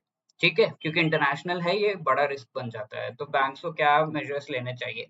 Issue जो एलसी इशू किया जाता है वो सिर्फ ऑलरेडी कस्टमर्स को इशू किया जाए, नए लोगों को नहीं। एक्सचेंज कंट्रोल की कॉपी, यानी कि exchange related foreign exchange as well as trade related licences वगैरह जो इंपोर्टर के पास है या नहीं। इंपोर्टर अपने पूरे ट्रांजैक्शन एंड मूवमेंट्स को हेज कर रहे हैं या नहीं, ये चीज देखना है। और सेलर्स के लिए क्या मेजर्स है? ये डॉक्यूमेंट्स जो है सही से प्रिपेयर करें, प्रॉपर गुड्स क्वालिटी के हिसाब से भेजे, और बायर कंट्री के ट्रेड रिस्ट्रिक्शंस का इनको आइडिया हो, उसके हिसाब से गुड्स को भेजे और एलसी और सारे ट्रांजैक्शंस को करें। बायर्स के लिए क्या मेजर्स होने चाहिए? क्रेडिट वर्थिनेस सेलर का क्या है, ये चीज उन्हें पता होना चाहिए। एंड ऑल्सो सेलर कंट्री के जो रेस्ट्रिक्शंस है ट्रेड रिलेटेड, उनके बारे में आइडिया होना चाहिए। Okay, so I hope you enjoyed. Late us see this question. Dash is a transport document evidencing movement of goods. ठीक है, जैसे आप ट्रांसपोर्ट डॉक्यूमेंट देखो and evidencing movement of goods from the port of shipment, port of destination, ये terms देखो, you should know the answer is bill of lading is the right answer. Now, which among the following are the correct statement with respect to insurance policy related to letter of credit? ठीक है, insurance policy related. It must be issued and signed by the insurance company or their agents. Correct. Currency of issuance must be same as currency of LC. Correct है. It can be issued by the broker, ये गलत है। ठीक है, so a 1 and 2 only should. यहाँ पर हम बाकी के एस्पेक्ट्स को डिस्कस करेंगे। So we have already completed a discussion on letter of credit, इससे रिलेटेड बेसिक सारे देख चुके, डॉक्यूमेंट्स, रिस्क रिलेटेड सारा कुछ। अब हम देखेंगे कि स्टैंडर्ड्स क्या है इनसे related, based upon which these letter of credits are to be issued. ठीक है, ये स्टैंडर्ड्स यूसीपी की अगर हम बात करें तो इंटरनेशनल स्टैंडर्ड्स हैं। देन बाकी जो स्टैंडर्ड्स है उनके बारे में भी हम डिस्कस करेंगे at the international level with respect to various aspects. तो आज इस सेशन में हम यूसीपी से रिलेटेड मेनली बात करेंगे, राइट। तो UCP is what? Uniform customs and practices. ये एक इंटरनेशनल स्टैंडर्ड है जो कि डॉक्यूमेंट्री क्रेडिट से रिलेटेड है। कॉमन रूल्स एंड प्रोसीजर्स इसमें इंक्लूडेड है जो इंटरनेशनल लेवल पर एक्सेप्ट किए जाते हैं। तो सबसे पहले इससे रिलेटेड एक डिबेट कह लो आप, या फिर एक तरीके का मीटिंग हुआ था New York bankers commercial credit conference 1920 में। ये जो हुआ था इंटरनेशनल चैम्बर ऑफ कॉमर्स के द्वारा कराया गया था, जो कि एक इंटरनेशनल बॉडी है इस तरह के स्टैंडर्ड्स को सेट करने से रिलेटेड। इसे 1919 में एस्टेब्लिश किया गया था एंड इसका हेडक्वार्टर्स पेरिस में है। ठीक है, तो ये जो इंटरनेशनल स्टैंडर्ड्स हैं इनको 1933 से इशू किया जा रहा है। 1951 में भी किया गया था, 62, 74, 83, 1993 and the latest one is 2007 UCP 600। तो इसके अब देख सकते हो जैसे कार बाइक्स के मॉडल्स होते हैं, फोन्स के मॉडल्स होते हैं, उनके नंबर्स चेंज होते हैं, वैसे ही ये भी यूसीपी जो है इसका अलग अलग प्रोविजंस जो लाए गए हैं इन डिफरेंट ईयर्स, तो इसके वजह से इनके वर्जन्स के डिफरेंट नंबर्स दिए गए हैं, सो एज टू आइडेंटिफाई कि कौन से ईयर में कौन सा वर्जन किस चीज से रिलेटेड इंफॉर्मेशन इसमें है। तो UCP 82 was given out in 1933 इसका ड्राफ्ट 1929 में लाया गया था और उस पे बेस्ड था ये। मेनली इसमें प्रोविजंस आपके रिस्पॉन्सिबिलिटी बैंक्स के किस तरीके के हैं, डॉक्यूमेंट्स एग्जामिन करने से रिलेटेड, पेपर्स से रिलेटेड, और कुछ वर्ड्स को यहाँ पर इंट्रोड्यूस किया गया था, ऑनर और transport document, insurance documents related कुछ एक्स्ट्रा प्रोविजंस एंड रिक्वायरमेंट्स को यहाँ पर इंक्लूड किया गया था। डॉक्यूमेंट्री क्रेडिट यहाँ पर जो है, इसमें डॉक्यूमेंट्स के बेसिस पर ये डॉक्यूमेंट्री क्रेडिट ट्रांजैक्शन को किया जाना चाहिए। एंड अगर कोई भी ट्रांजैक्शन किया जा रहा है, एक्सपायरी डेट या मैच्योरिटी डेट है संडे पर, तो लीगल हॉलीडे या फिर लोकल हॉलीडे पर है, तो पीरियड ऑफ वैलिडिटी जो है एक बिजनेस डे एक्सटेंड किया जाएगा। ये चीजें तो आप देख सकते हो, एकदम माइन्यूट यहाँ पर डिटेल्स दिए गए हैं यूसीपी 82 1993 से रिलेटेड। तो यूसीपी 151 1951 में आया था, तो आइडेंटिफाई करना इजी है, याद रखना इजी है। रिवाइज किया गया था यहाँ पर कुछ टर्म्स को, applicant, principal and methods of settlement जो है, payment, acceptance, negotiation, purchase related. ठीक है, बाकी प्रोविजंस यहाँ पर जो है उसमें चेंजेस आप देख सकते हो। हाईलाइट किया गया था कि डीसी जो ऑपरेशंस हैं, यहाँ पर डॉक्यूमेंट के बेसिस पर चीजें होती हैं, गुड्स और उनकी क्वालिटी के बेसिस पर नहीं। ऑल्दो बायर जो है गुड्स के बेसिस पर अगर एलसी में चीजें दी हुई हैं कि हाँ मैं कैंसिल कर सकता हूँ, तो he can do, otherwise things are done on the basis of the documents only. Reasonable time provide करना चाहिए। अगर यहाँ पर हमें पता है कि जो डॉक्यूमेंट्स एक्सपोर्टर सबमिट करता है to the advising bank and then ये इशूइंग बैंक के पास आता है, तो ये दोनों बैंक जब चेक करते हैं तो they should have certain period. ये इनका कोई टाइम पीरियड नहीं होता कि कितना टाइम ये लगाएंगे इन डॉक्यूमेंट्स को check and verify and authorise authenticate करने में, तो इसका टाइम पीरियड डेफिनेट देना चाहिए, ये कहा गया था इस पर्टिकुलर यूसीपी में। ठीक है, इनवॉइस यहाँ पर कहा जा रहा है कि डीसी में डिस्क्राइब करेगा सारे गुड्स वगैरह को। 1962 में वी हैड द यूसीपी 222, और यहाँ पर आप देख सकते हो एक्सेप्टेंस ऑफ यूसीपी डीसी और डीसी, ये चीजें बाइंडिंग है, सारे पार्टी जो भी यूसीपी में इंक्लूडेड है, सारे मेंबर्स को इसे फॉलो करना होगा, ये चीज कंपल्सरीली ये कहा गया था with respect to these documentary credit, letter of credit related. ठीक है, documentary credit is nothing but letter of credit based upon documents, जो डॉक्यूमेंट्स की लिस्ट हम देख चुके हैं। प्रोविजंस क्या थे यहाँ पर, credit is separate from sales और अदर कॉन्ट्रैक्ट्स, ये चीजें इंक्लूड की गई थी। Confirming bank negotiates without recourse, ये चीज जो है यहाँ पर इंक्लूड की है। जैसे ट्रांजैक्शंस हो जा रहे हैं, then you can not come go back on it, without recourse ये चीजें की जाएंगी। और process to handle second beneficiary वगैरह जो है इंट्रोड्यूस किया गया था इस पर्टिकुलर यूसीपी में। यूसीपी 290 1974 में लाया गया था। इसका अगर हम देखें तो कुछ टर्म्स को यहाँ पर इंट्रोड्यूस किया गया, नॉमिनेशन ऐसे, और डिटेल्स रिगार्डिंग अगर डॉक्यूमेंट्स में इनकंसिस्टेंसी है 2-3 डॉक्यूमेंट्स में, तो यहाँ पर वेरिफिकेशन में और भी ज्यादा जो है 21 डेज का टाइम वगैरह लगाना चाहिए, अच्छे से चेक करना चाहिए। And if there is any inconsistency then further process करना चाहिए, ये कहा गया है। Default period for presentation of documents यहाँ पे 21 days after bill of lading और अदर ट्रांसपोर्ट डॉक्यूमेंट्स दे दिए गए हैं, ये दिया गया था। 1983 में यूसीपी 400 आया, जिसमें टेक्स्ट जो यूसीपी का है उसे रिस्ट्रक्चर किया गया था। एडवाइजिंग बैंक को चेक करना है कि जो डॉक्यूमेंट्री क्रेडिट है, एलसी है, उसका ऑथेंटिसिटी क्या है वो, और कुछ टर्म्स को इंट्रोड्यूस किया गया था। डिफर्ड पेमेंट अंडरटेकिंग जैसे एक टर्म है जो इंट्रोड्यूस किया गया था। एंड आर्टिकल कुछ इंट्रोड्यूस किया गया था related to original documents, bank to bank reimbursement, transhipment के डेफिनेशन को यहाँ पर लाया गया था। अब 1993 में यूसीपी 500 आया एंड फाइनली 2007 में यूसीपी 600 लाया गया था। तो यूसीपी 500 में डीसी जो है इरिवोकेबल बाय डिफॉल्ट होंगे, ये चीज इंट्रोड्यूस की गई थी। सो this is important, by default जो लेटर ऑफ क्रेडिट है वो इरिवोकेबल रहेगा अगर मेंशन नहीं किया गया है लेटर ऑफ क्रेडिट में। रीजनेबल टाइम यहाँ पर जो यहाँ डिस्कस कर रहे थे हम कि there should be some reasonable time, UCP 151 में इससे रिलेटेड रिकमेंडेशंस, तो यहाँ पर वो टाइम दे दिया गया कि 7 डेज में जो डॉक्यूमेंट्स प्रेजेंट कर दिए गए हैं अगर बैंक्स को, mainly the advising and issuing banks, to 7 days, within 7 days they have to confirm things यहाँ पर। ठीक है, indication of who can sign the transport documents और ट्रांसशिपमेंट किस तरीके से रीडिफाइन किया जा सकता है वो सब बताया गया है। यहाँ प्रोविजंस अगर हम देखें तो नए आर्टिकल्स, डेफिनेशंस, इंटरप्रिटेशन रिलेटेड लाए गए हैं। कोई भी रेफरेंस जो है रिवोकेबल क्रेडिट रिलेटेड नहीं है।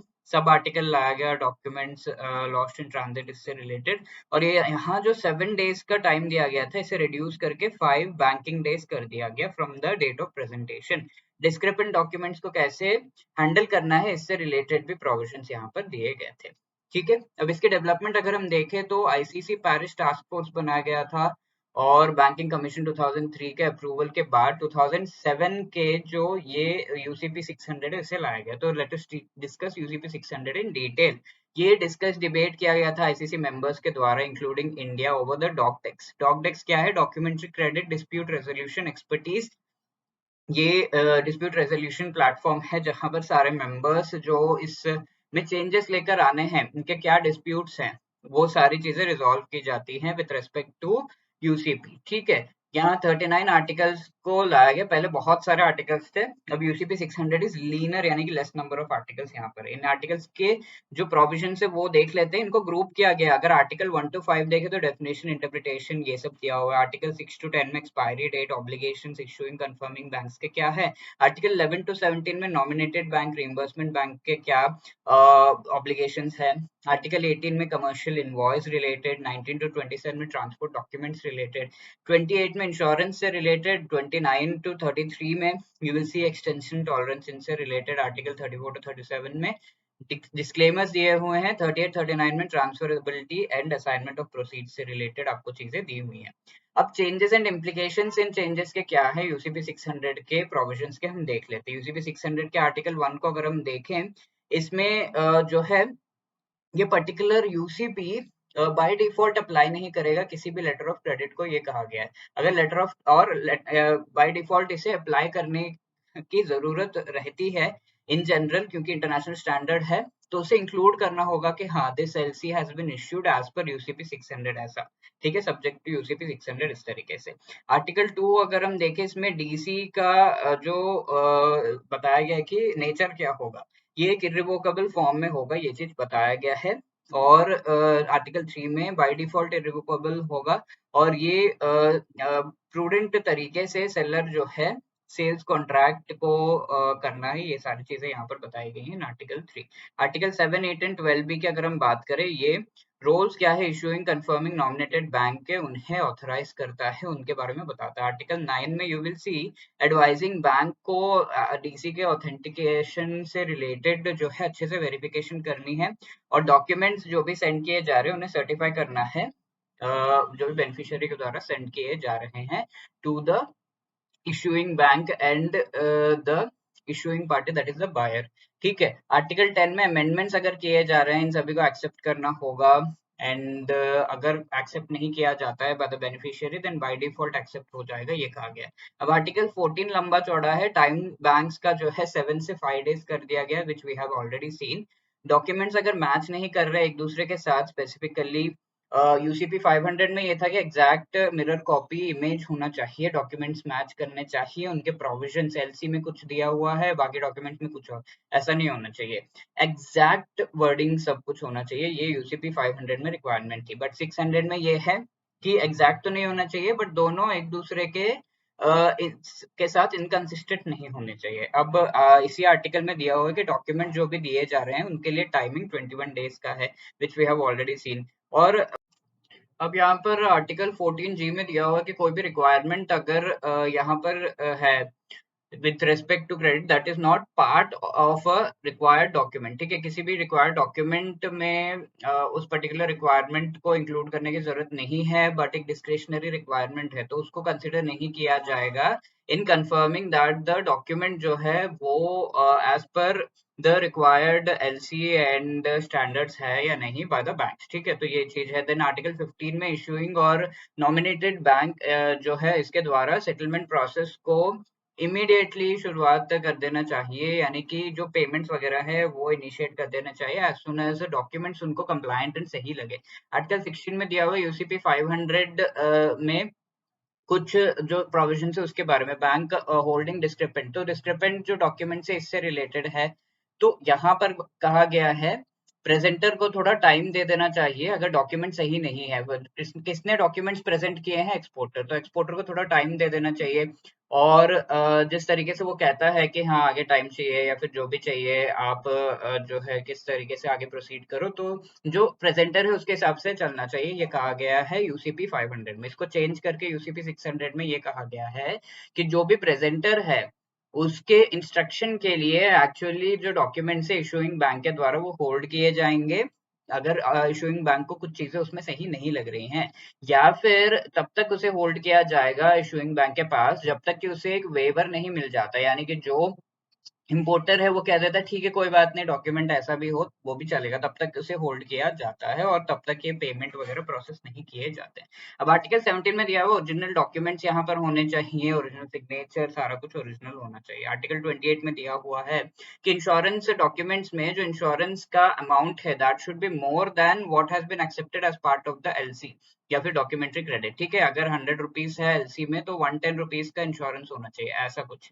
ठीक है, बैंक्स जो है एक्सक्लूजन क्लॉजेस जो दिए हुए हैं, यानी कि एलसी में कुछ चीजें इंश्योरेंस डॉक्यूमेंट में कुछ चीजें कही गई हैं कि इन केसेस में आप इंश्योरेंस क्लेम नहीं कर सकते, तो उन चीजों को बैंक्स एक्सेप्ट कर सकते हैं as per their own policies. ठीक है, और इंश्योरेंस कंपनी के बदले कोई और प्रॉक्सी अगर उन्होंने पॉइंट किया कि वो साइन करेंगे डॉक्यूमेंट्स में इंश्योरेंस रिलेटेड, तो वो किया जा सकता है। आर्टिकल 31 में नए इंटरप्रिटेशन कुछ टर्म्स यानी कि पार्शियल ड्राइंग शिपमेंट रिलेटेड होना चाहिए। डॉक्यूमेंट जो भी ट्रांजिट में लूज हो जा रहे हैं, खो जा रहे हैं, आर्टिकल 15 में दिया हुआ है कि कंफर्मिंग इशूइंग बैंक जो है रिम्बर्सिंग बैंक या फिर जो नॉमिनेटेड रिम्बर्सिंग बैंक है उनको डेफिनेटली रिम्बर्स करना होगा जो पैसे उन्होंने दे रखे हैं already to the other bank. ठीक है, जो एडवाइजिंग बैंक एंड एक्सपोर्टर को दे रखे हैं वो सारा कुछ जो है कंपनसेट करना होगा। अब कोई भी ऐसा इवेंट हो जाता है जिसकी वजह से गुड्स जो है लाइक सम डिजास्टर सुनामी कुछ आ गया, गुड्स वगैरह डिस्ट्रॉय हो गया, फिर डॉक्यूमेंट्स लूज हो गए, तो उसमें बैंक्स की रिस्पॉन्सिबिलिटी नहीं है। ये चीज आर्टिकल 36 में दी हुई है। आर्टिकल 38 में दी हुई है, दिया हुआ है कि जो सेकंड बेनिफिशियरी है इनसे रिलेटेड जो ट्रांसफरेबल लेटर ऑफ क्रेडिट है उनसे रिलेटेड प्रोविजंस इसमें दिए हुए हैं। Right now transport document related कुछ एस्पेक्ट्स यहाँ पर दिए हुए हैं इन आर्टिकल 19 टू 24। सो इस ट्रांसपोर्ट डॉक्यूमेंट रिलेटेड एक इस डॉक्यूमेंट के बारे में बताया गया है that is the bill of lading के बारे में तो हम जानते हैं, लेकिन there is a charter party bill of lading. Charterer कहा जाता है ऐसे पर्सन को जो कि जो गुड्स वगैरह है वो जब शिप पे लोड हो जाते हैं उसके बाद उनका देखरेख करते हैं। तो ये शिप के ओनर अलग होते हैं। राइट, शिप का ओनर अलग है, चार्टरर अलग है, जिसके बारे में मैंने आपको बता दिया। और चार्टरर का एक एजेंट भी हो सकता है।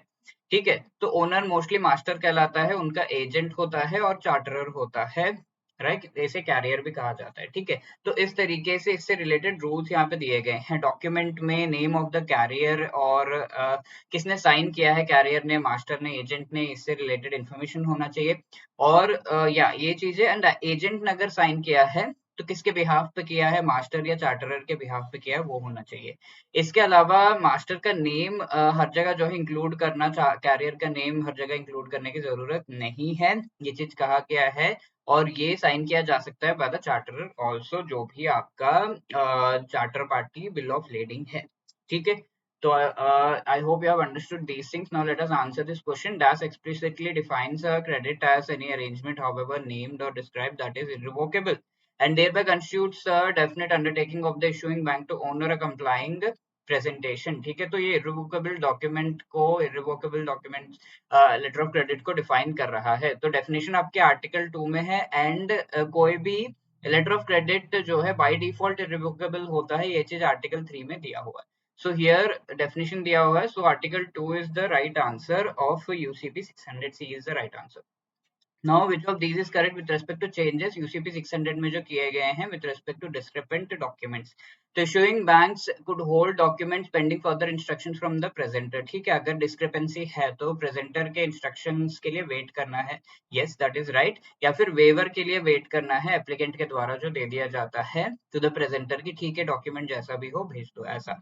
ठीक है, तो both 1 and 2 are correct here। तो already हम letter of credit क्या होता है ये समझ चुके हैं और कुछ स्टैंडर्ड्स भी देख चुके हैं, यूसीपी से रिलेटेड बातें हम कर चुके हैं, यूसीपी 600 क्या होता है ये सब हम देख चुके हैं, राइट।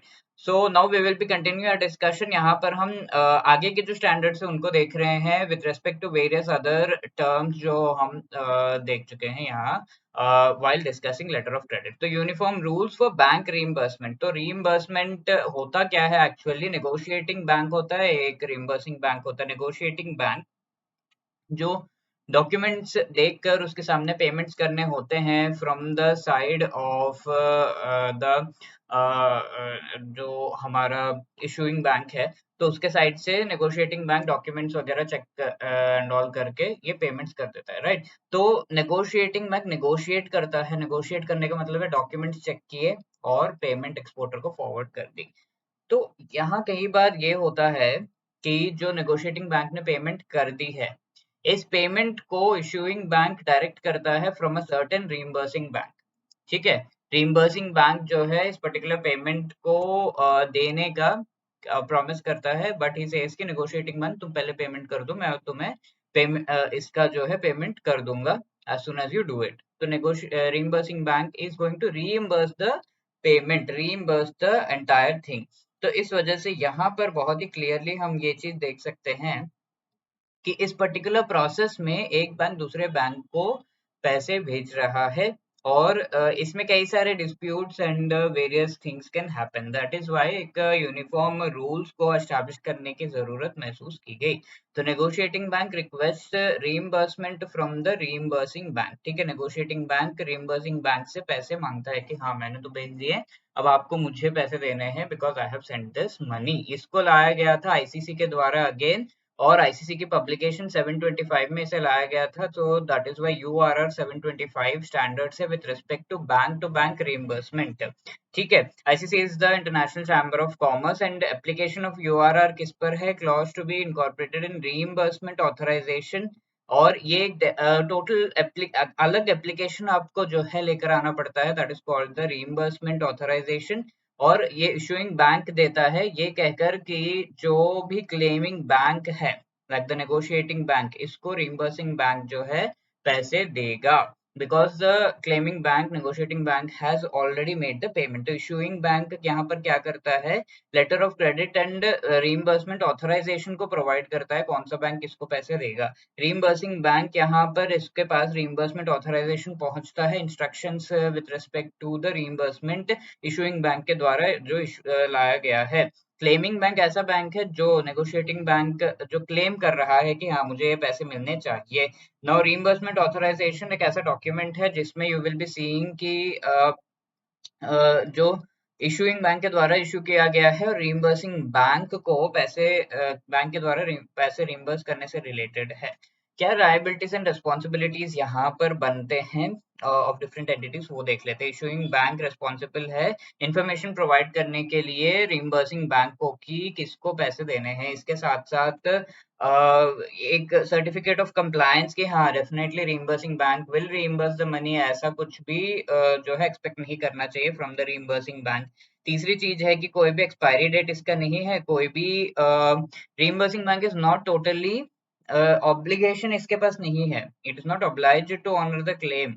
ठीक है, अगर इसने रीइंबर्समेंट से रिलेटेड अंडरटेकिंग दे दी है तो it has to oblige, otherwise इसको ऑब्लाइज करने की जरूरत नहीं है इफ द क्लेम जो है वो गलत है, राइट। रीइंबर्समेंट अथॉरिटी यहाँ पर जो बताया गया है वो एक ऑथेंटिकेटेड मीन्स होना चाहिए। कोई भी रीइंबर्समेंट ऑथराइजेशन की जो हम बात कर रहे हैं सही तरीके से होना चाहिए, किसी तरीके से मेल पे भेज दिया ऐसा ऐसा नहीं होना चाहिए। जो भी रीइंबर्समेंट ऑथराइजेशन है यूआरआर 725 जो अभी हम स्टैंडर्ड देख रहे हैं उसके तहत ही होना चाहिए, और इसमें क्रेडिट नंबर, करेंसी अमाउंट क्या है, एडिशनल अमाउंट कितना पे किया जा रहा है, क्लेमिंग बैंक का नेम क्या है, चार्जेस रिलेटेड जो क्लेमिंग बैंक रिम्बर्समेंट बैंक कौन कौन से है, ये सब की इंफॉर्मेशन होनी चाहिए। और इसको डॉक्यूमेंट क्रेडिट यानी कि लेटर ऑफ क्रेडिट के साथ अटैच करने की जरूरत नहीं होती है। ये रिम्बर्समेंट पूरा ही एक डिफरेंट हम कह सकते हैं लेवल पर चल रहा एक ट्रांजैक्शन है, दैट इज वाई एक सम स्टैंडर्ड सेपरेटली जो है इसके लिए इशू करना पड़ा। अब ऑथराइजेशन अमेंडमेंट क्लेम से रिलेटेड कुछ टर्म्स यहाँ पर हैं जिन्हें हमें जानना होगा, which are part of the URR 725। तो यहाँ पर रीइंबर्सिंग बैंक के पास राइट होता है कि किसी भी तरह का चेंजेस वो इस पर्टिकुलर क्लेम वगैरह में कर सकता है। इसके साथ रीइंबर्समेंट अंडरटेकिंग करने अगर रीइंबर्समेंट बैंक ने दे दी है तब तो कोई चेंजेस वो नहीं कर सकता, बट इसके अलावा रिइंबर्समेंट बैंक जो है कैंसिल कर सकता है रिइंबर्समेंट ऑथराइजेशन को जो इशू किया गया है बाय द इशूइंग बैंक, या फिर उसमें चेंजेस ला सकता है। अगर कोई भी रिइंबर्समेंट ऑथराइजेशन इररिवोकेबल है तो उसमें कोई चेंजेस नहीं किया जा सकता। रिइंबर्सिंग बैंक किसी भी तरीके से कैंसिल या अमेंड नहीं कर सकता उस रिइंबर्समेंट अंडरटेकिंग को। ठीक है, अगर अंडरटेकिंग कर दी है तो उसमें चेंजेस नहीं ला सकते, और उसमें भी चेंजेस लाने हैं तो क्लेमिंग बैंक के साथ जो एग्रीमेंट किया गया है या फिर एग्रीमेंट किया जाना होता है, then only changes can be made by the reimbursing bank in reimbursement undertaking. ठीक है, ऑथराइजेशन तो प्रोसेस हाँ होना चाहिए, अंडरटेकिंग इज समथिंग जो कि फिक्स कर देता है सारे टर्म्स को with respect to the reimbursement. Claiming bank claim कर सकता है रीइंबर्समेंट को टेली ट्रांसमिशन के थ्रू, अनलेस कोई और तरीका बताया गया, और टाइम कितना लगना चाहिए इससे रिलेटेड इन्फॉर्मेशन दे दिया होना चाहिए। रिइंबर्सिंग बैंक जो है कोई रीजनेबल टाइम जो के अंदर क्लेम्स को प्रोसेस करना है उसे, नॉट एक्सीडिंग 3 बैंकिंग डेज, 3 दिन के अंदर अंदर क्लेम प्रोसेस करना है। एंड अगर वो रिजेक्ट कर रहा है उस क्लेम को और फिर रिइंबर्समेंट नहीं दे रहा है, तो ऐसे में it has to inform the claiming bank issuing bank दोनों को।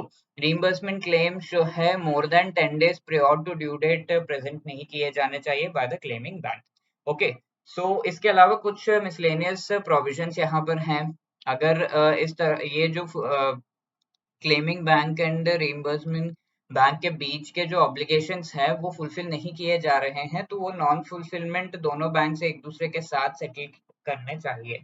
ठीक है, यहाँ पर इशूइंग बैंक या किसी और एंटिटी का कोई खास जो है इंटरफेरेंस नहीं चलेगा। इसके साथ साथ रीइंबर्सिंग बैंक चार्जेस जो है नॉर्मली ले रहा है वो इशूइंग बैंक के अकाउंट पर होना चाहिए।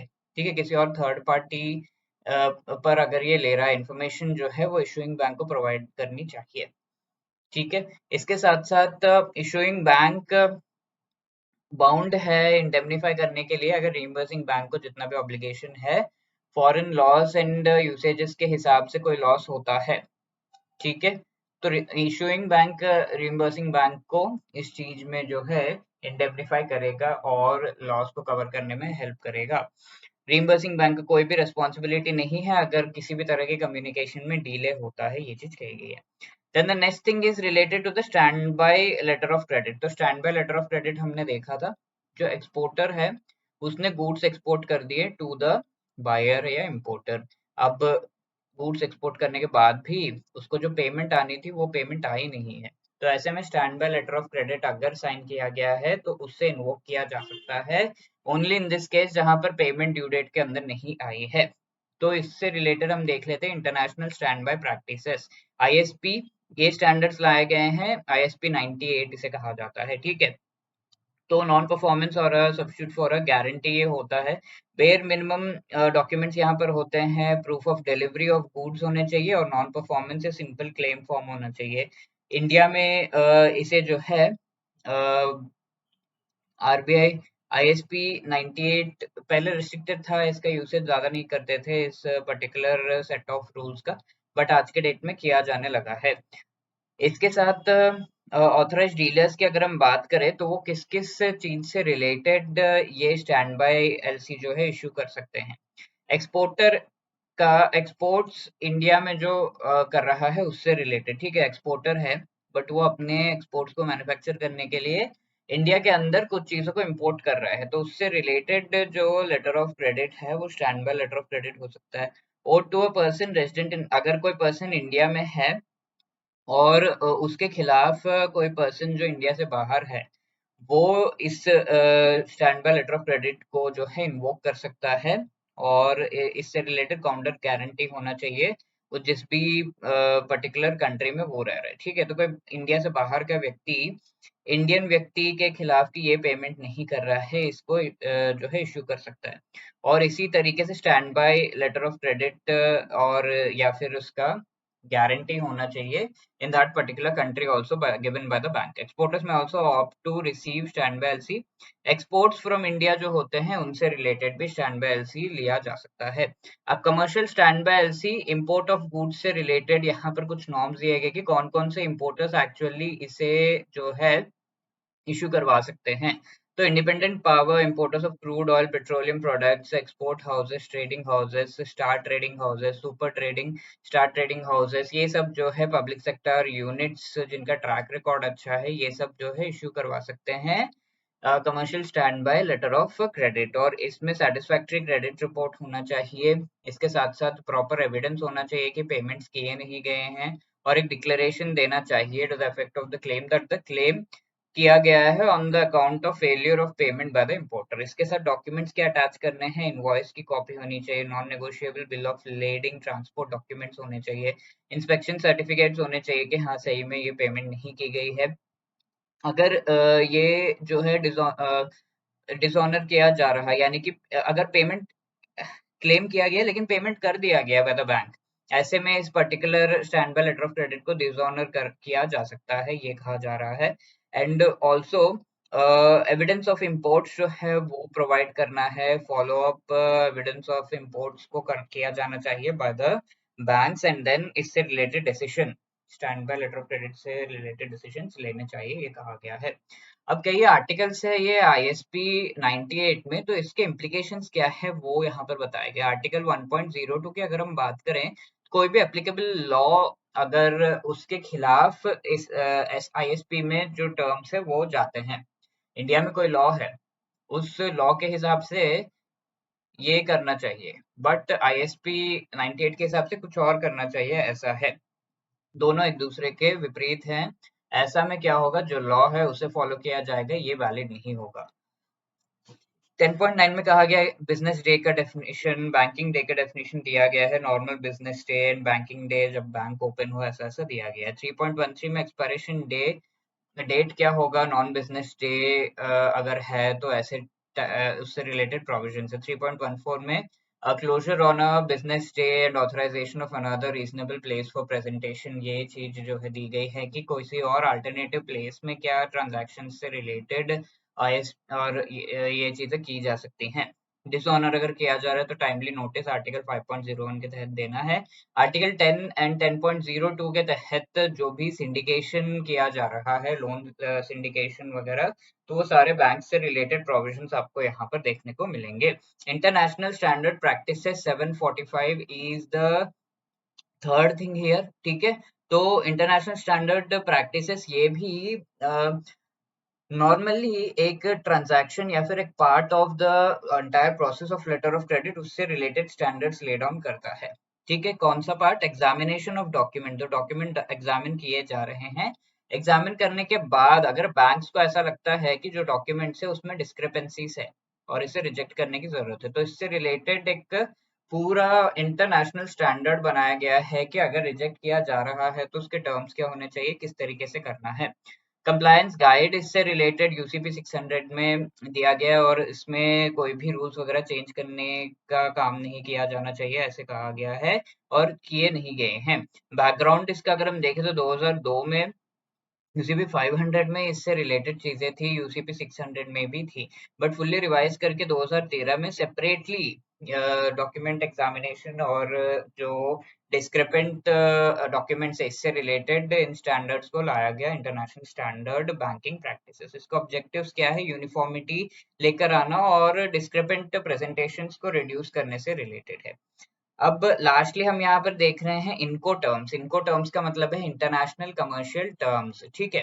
तो यहाँ पर क्या है, जब भी कोई शिपमेंट होता है, लेट्स से एक जगह से दूसरे जगह आप सामान लेकर जा रहे हो और एक्सपोर्ट इंपोर्ट का ही है, लेट्स से तो इंडिया से एक्सपोर्ट हो रहा है and let's say India here, India से एक्सपोर्ट हो रहा है एंड ये यूएस में जो है सामान जा रहा है।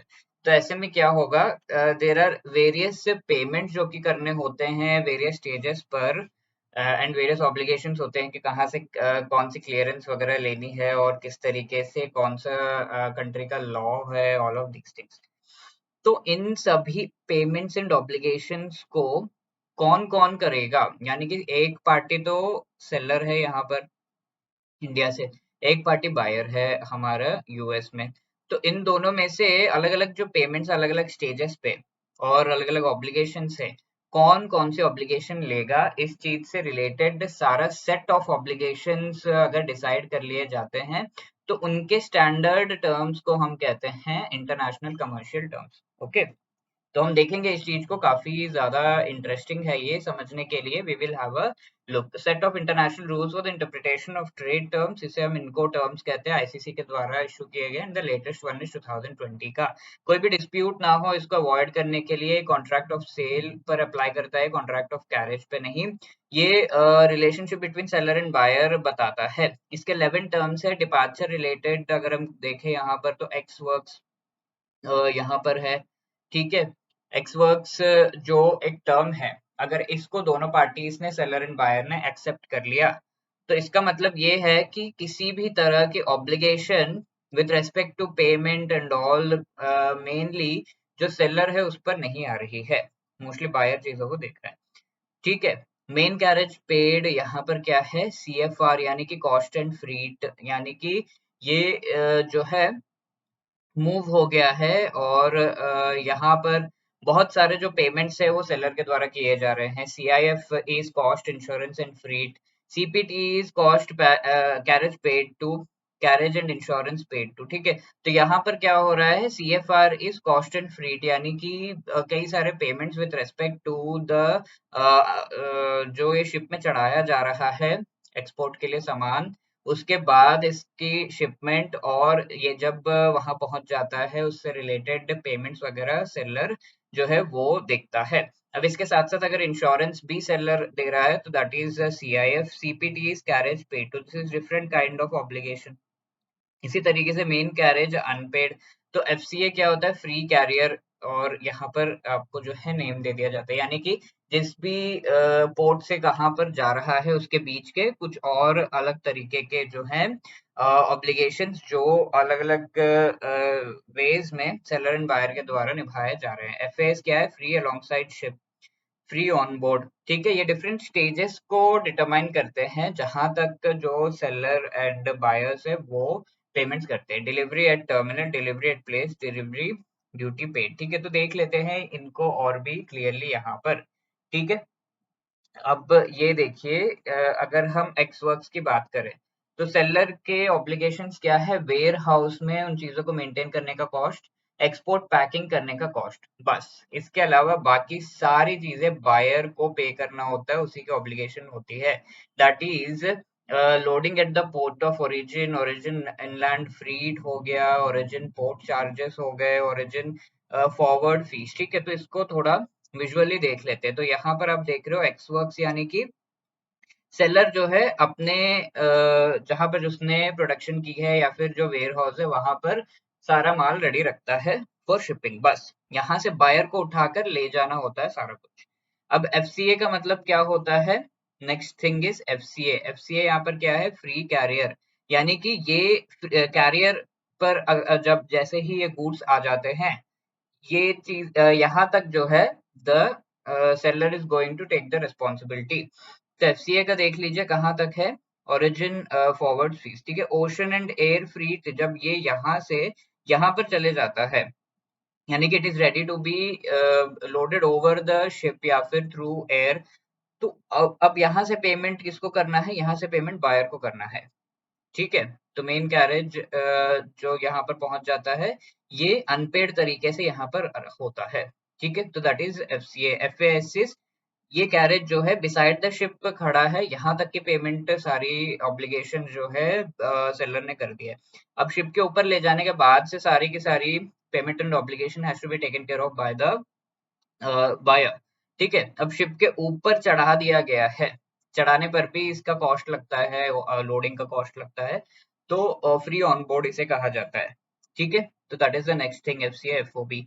अब सीएफआर यहाँ पर है, and we have CPT, CIP, ये सारे जो है ऑलमोस्ट सिमिलर है। तो CFR is cost and freight, main carriage जो है वो पे कर दिया गया है and it has reached on the ship. ये पूरा ट्रैवल का कॉस्ट भी बायर ने दिया है एंड यहाँ तक पहुंच गया है एट द डेस्टिनेशन प्लेस। ठीक है, तो आप देख रहे हो ओशन एंड एयर फ्रीट का पेमेंट भी सेलर यहाँ पर कर रहा है, सारे सी जो आपको दिख रहे हैं। ठीक है, CIFI का मतलब यहाँ पर एक्स्ट्रा इंश्योरेंस पेमेंट भी किया जा रहा है। ठीक है, कॉस्ट एंड फ्रीट कॉस्ट, यहाँ पर CIF एंड CIP में बहुत खास डिफरेंसेस नहीं है, right. Now the next one is कि डिलीवरी भी, डिलीवरी रिलेटेड आप देख रहे हो सारी चीजें हैं यहाँ पर। तो डिलीवरी DAT अगर हम देखें तो डिलीवरी एट टर्मिनल, यहाँ पर डिलीवरी एट टर्मिनल हो गया and delivery at place unloaded, तो ये कैरियर पर चढ़ गया।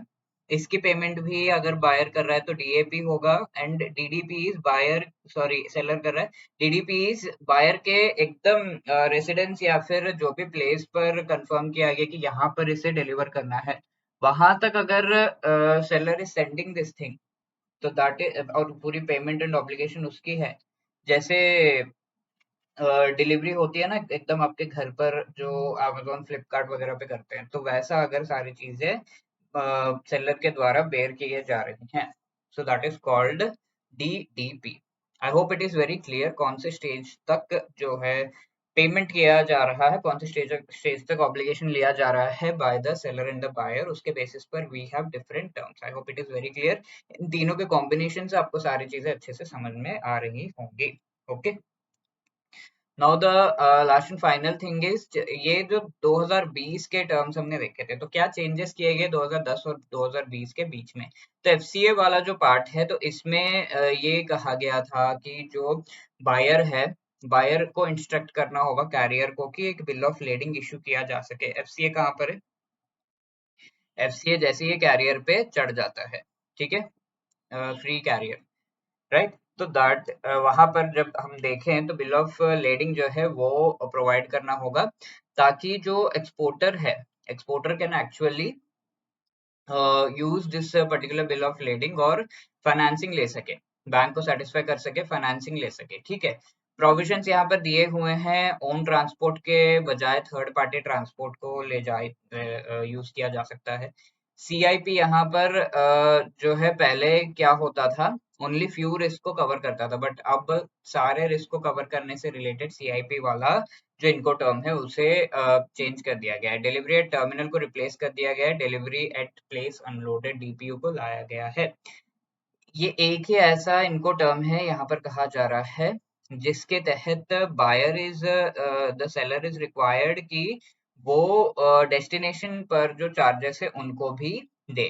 ठीक है, that requires the seller to unload goods at destination, goods को डेस्टिनेशन पे अनलोड करने से रिलेटेड ऑब्लिगेशन जो सेलर के उसकी है। कॉस्ट स्ट्रक्चर्स को जो है क्लैरिफाई किया गया है एंड सिक्योरिटी रिलेटेड कंसर्न्स को एड्रेस किया गया है।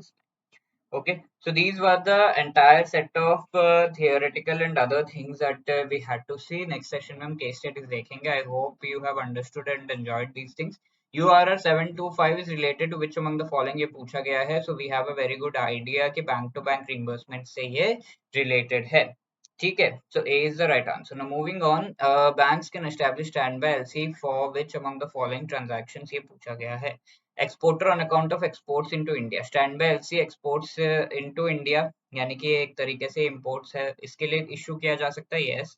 Person resident in India by person resident outside India, yes. Exporter export से रिलेटेड भी इसे इशू किया जा सकता है। All the three are correct, so D is the right answer. Thank you.